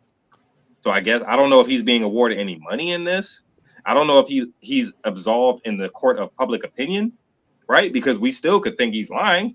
This motherfucker lied about that shit. Like these two guys, that's the thing. We don't know. Like, we don't know. But they say he lied, and who said he lied, right? So I've been on this thing. I've already talked about this before, but I've told y'all before. Like, I think this thing is set up by the fucking by the Chicago PD and the fucking what's his name, the chief of police, because he immediately criticized them in their lack of effort. Jesse Smollett was on Empire. That was a popular show back then. And television is the easy way to influence people's opinions, right? So, like, I don't know, it was just one of those heat of the moment kind of things where he was this hot celebrity who was on this hot show that nationally televised, and they like to pin celebrities. You know what I mean? Prosecutors love celebrity cases. Look at Jonathan Majors. That prosecutor wanted him, man. Like, yeah, they go after him. A celebrity in a big city. You know, I want this guy. You know, so maybe it could have been a career builder for the prosecutor, which was not necessarily justice for Jesse Smollett, but he still lied about it's a possibility he still could have lied about the hoax. So I don't know what this proves. It doesn't prove that he was innocent of lying. I know that he could still have been lying. I mean, they didn't prove that he lied. The brothers, so according to the article I saw, the brothers said that they are, man, where did I see it at? Dude, if you ever watch these dudes, like, they have videos on YouTube. Just watch them talk about this and let me know what vibes you catch from that shit. Like, the vibes I catch from that shit are these motherfuckers got away with the fucking crime, and they're happy to pin it on somebody else. Damn. That's the vibes I get from that shit. Okay. Like, I see what you're saying. So they committed a crime, and now they're letting him take the fall for it, basically. yeah, like, right. Like if I don't know the details of the case I followed. Mm-hmm. I'm thinking that Jesse Smollett and the brothers are still in agreement with each other. Like, hey, you keep this quiet. I paid y'all for y'all service. But the brothers are saying that they allowed Jesse Smollett or Kim Fox's office. I guess Kim Fox is the prosecutor. They allowed Jesse Smollett to get away scot-free without admitting guilt to what he has done. So I guess they're saying he's guilty of the crime, that he paid them, and Jesse Smollett's trying to maintain his innocence, that no, it was a pure hate crime. It wasn't a paid hate crime, you know? Yeah. It's all mixed up. It's all fucked up. So, I don't know. So I've been debating this shit, you know? But like, so the whole thing is that like, there was communications that made it seem like Smollett and one of the brothers were involved. In cahoots, yeah. I Like, remember we covered this on the cast. Yeah. Involved. We were involved. clowning Jesse Smollett. Like, what the fuck are you doing, bro? Who stages a hate crime? And remember, no. When this happened, no, like they were in a relationship. Oh, okay, yeah. And so, I don't know, man. Like, there's a lot of gaps that fill in, but like the vibes I catch are that like the one brother gets outed and is just like, nah, son, you're not doing. The brother finds out whatever and is like, nah, you're not doing this shit. So him and his brother go and beat the gay guy's ass to prove how manly he is. I mean, look, this is all speculation, but like the whole idea, again, like it doesn't add up to me why this guy would jeopardize his career when he's got a good career to get a raise by staging a hate crime against himself. Like the reach of that when he has no like... It's awfully specific. Yeah, it seems like he doesn't have any like history of like behavior like this that I've been able to find on the internet. Yeah. It's like, what's the point of him lying? Why would he lie about that? Why would he lie about that? Why would he call the police? And apparently calling the police is the thing that like blew this thing up. Because it was his roommate that made him call the police. And he said his roommate was like, he didn't want to do it. And that's why the prosecutors went after him so hard, because they had to spend tax dollars to investigate a hoax that he set up. You know what I mean? So like that they say he set up to get him and convict him, you know. And the only word is saying that this is that the brothers, the only word they have is the brothers who immediately fled. They did a crime. They beat him, and then they ran to They tried to run to Nigeria. No, they did run to Nigeria as an alibi, saying that they were away, and then came back and immediately got bagged. I remember that. Yeah. So are you trying to say you? And then they were like, "Hey, he told me to beat him up," and he was already. I'm just laying out my conspiracy theory. Yeah. They bagged him. They bagged the brothers. They were like, Jussie Smollett's already talking about the negligence of the cops in Chicago. Chicago PD being the sensitive individuals that they are. Which I totally believe, by the way. I mean, think about all the crime that Chicago has been through back in the day. Those cops are probably hardcore, man. There's probably a culture amongst the cops there that like don't question the cops. Don't question us, bro. We are the ultimate authority. You know what I'm saying? I mean, that's cops in general, as far as I understand. I don't know any. Yeah. But yeah, and then so they have this story. They have this alibi, right? I mean, despite all the evidence and the strangeness of it, and they're just like, yeah, this guy ran, and he paid them $1,000 or $3,500 to beat him up. To carry out the staged attack in order to take advantage of the pain and anger of racism to promote his career. That's what they're alleging. I mean, look, the thing is such a reach. I guess I could kind of buy him using the cachet and the publicity from an event such as this to build his career. I guess I could kind of see that as a motivation for Jussie Smollett. I don't see this as a career building thing. I see this as an activism thing. Yeah, not in hindsight, no. I mean, no, in front sight. Like what person who you don't think the publicity from him being a victim of a hate crime would help build his career? No. I think it would. Sympathy, public sympathy. Do we have any like other examples of that? Of people staging hate crimes to build their No. Of somebody who's a victim of I don't know, a victim of a hate crime, a victim in general, going on to advance their career in music, in art, in movies, in TV shows. If you give me a second, I'm sure I can think of something. Okay, maybe. I don't know. Who have been victims who have used that victimhood to advance their career afterwards. Being a victim of an attack or an abuse. Yeah, maybe something random. Yeah, something random like that. Yeah.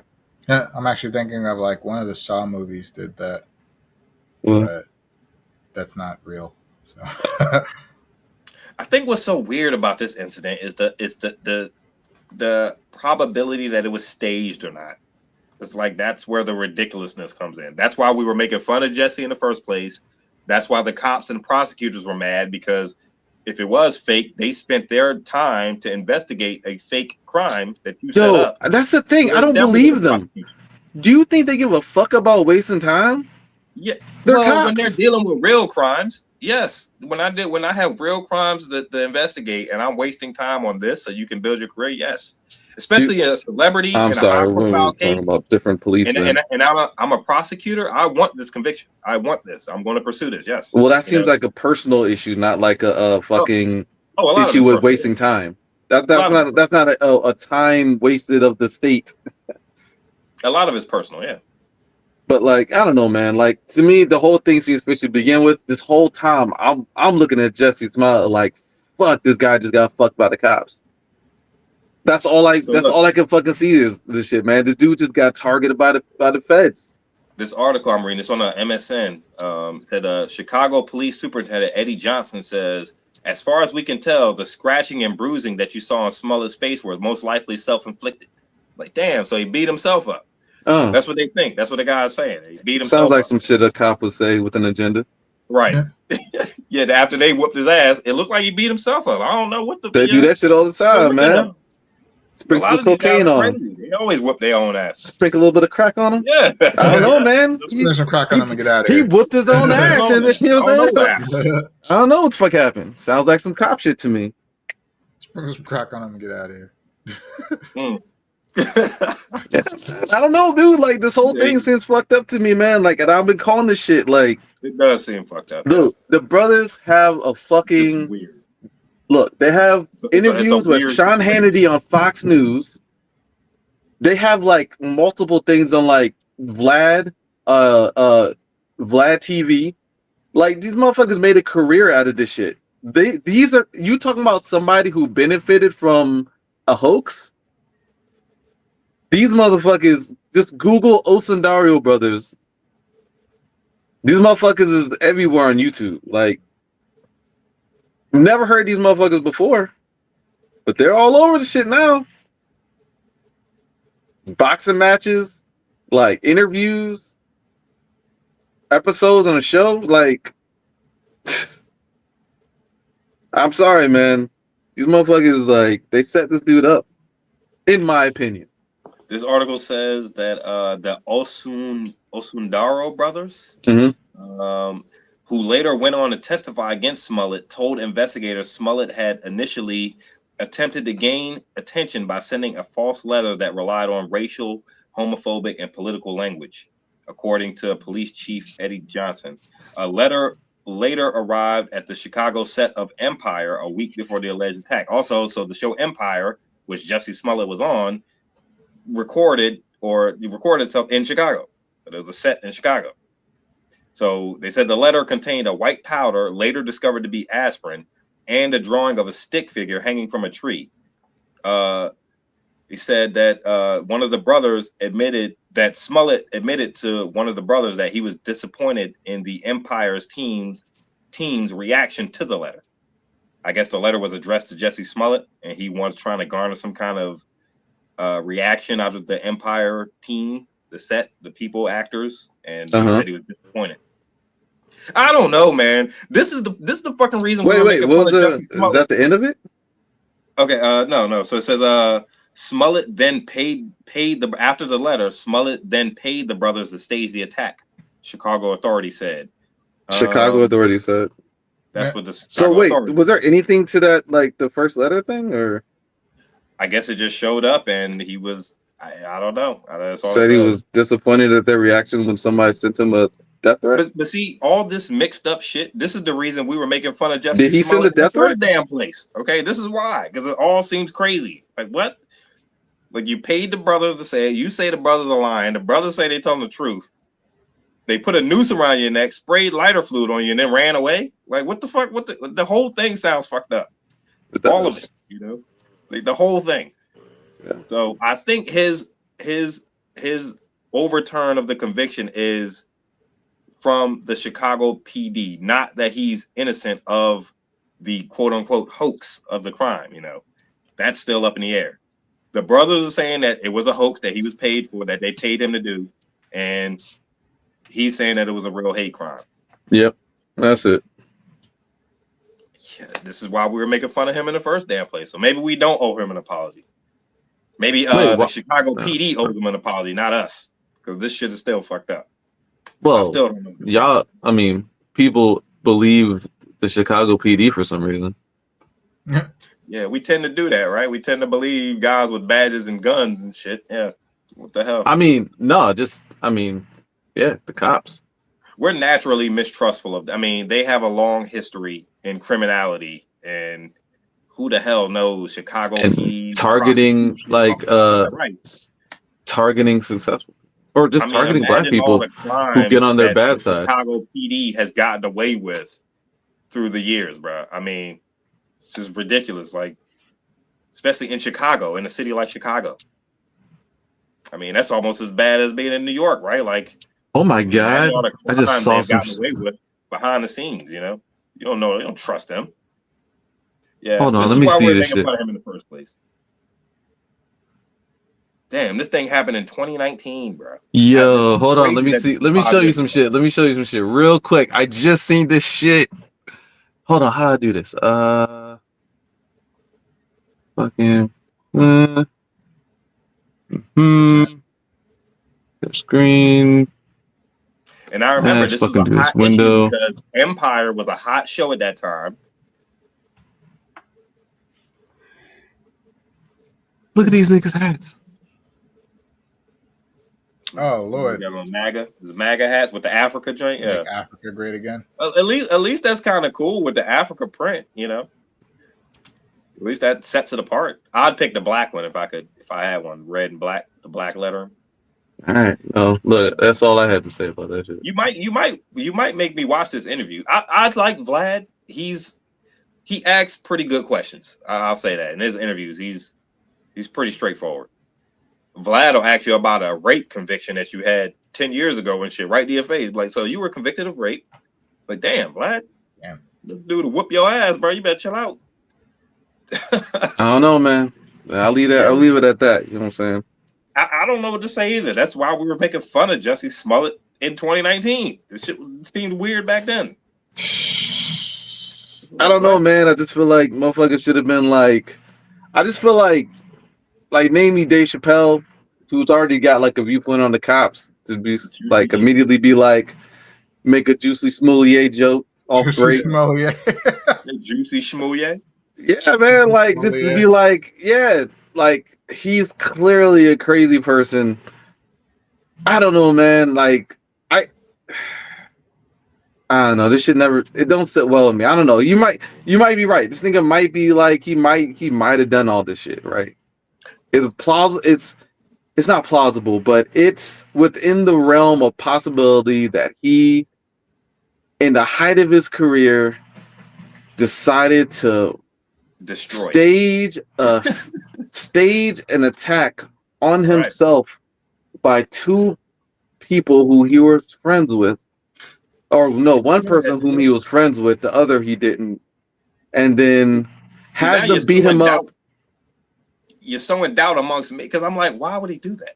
You know, like when you say it like that, I'm like, why would he do that shit?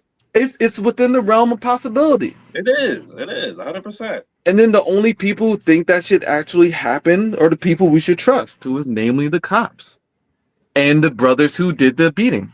We should obviously trust them. No. Or maybe not. And if he was dating one of the brothers, like, would he really want to hit him and beat him up? You know, I don't know. The whole thing is weird. Complicated. Look, homosexuality in African culture is not really super I did hear that. chill. Yeah, I did hear that. Yeah. So if one of the brothers is and the other one finds out, he's like, no, we're not doing this. No. And you got your older brother telling you what you gonna do. Like, I don't know. How do you reassert your manhood? If I had to guess, I don't know. You're right. Wasn't there an African president? I forget which country said that they're not accepting. They don't recognize. I think Uganda. Yeah, I think so, right? They only recognize male and female sex. They don't recognize LGBT or, like you were born a man or a woman, right? So, yeah, they don't fuck around. I don't even think I think it might just be a lot of other countries, right? Like a little more, I guess, progressive in that sense in America, but it used to be. Countries who have been around for thousands and thousands. Well, we have of years, Trump as president now. This is the way things are, and this is what we accept, and this is the way it is. So, yeah. Like the fact that these brothers are on Hannity, Sean Hannity, like America, that they got a show on Fox Nation. Like, who came up out of this more than anybody is them. Yeah. It's weird, man. Mm-hmm. Yeah, they kind of got celebrity status a little bit off of this. Anyway, so yeah, that's all I got. Yeah, well, I hope, dude. I do wonder if they like owe him anything, but probably not. I think maybe you can counter sue. I think as part of an agreement, President Smollett for 10%. I think the state of Illinois is. I think they're looking to get back that $120,000 that they spent trying to convict Jesse Smollett of a hoax crime, right? So I think, I according to what I'm reading, I think they're going to try to go after him for that. That's crazy. Yeah, isn't that when they like charge him with some double jeopardy shit like this? And that's like the same thing that they do with what's his name, Bill Cosby. Like, because they got him on, they jailed him. Remember, he was convicted off of what was that statement he made that was like agreed upon beforehand not to be used, and then they used it anyway, and then off of that technicality, that's how he got out of jail. I'm sorry, if we gotta agree that a statement won't be used beforehand, I'm not saying that shit, bro. I'm sorry. If I gotta be, hey, yo, I'm not gonna use what I say, are you? You know what I mean? Don't even say it, because no, that's a clear cut violation, bro. Like it's just that shit's gonna come back. Yep. You know, probably not something you want to do. Yeah.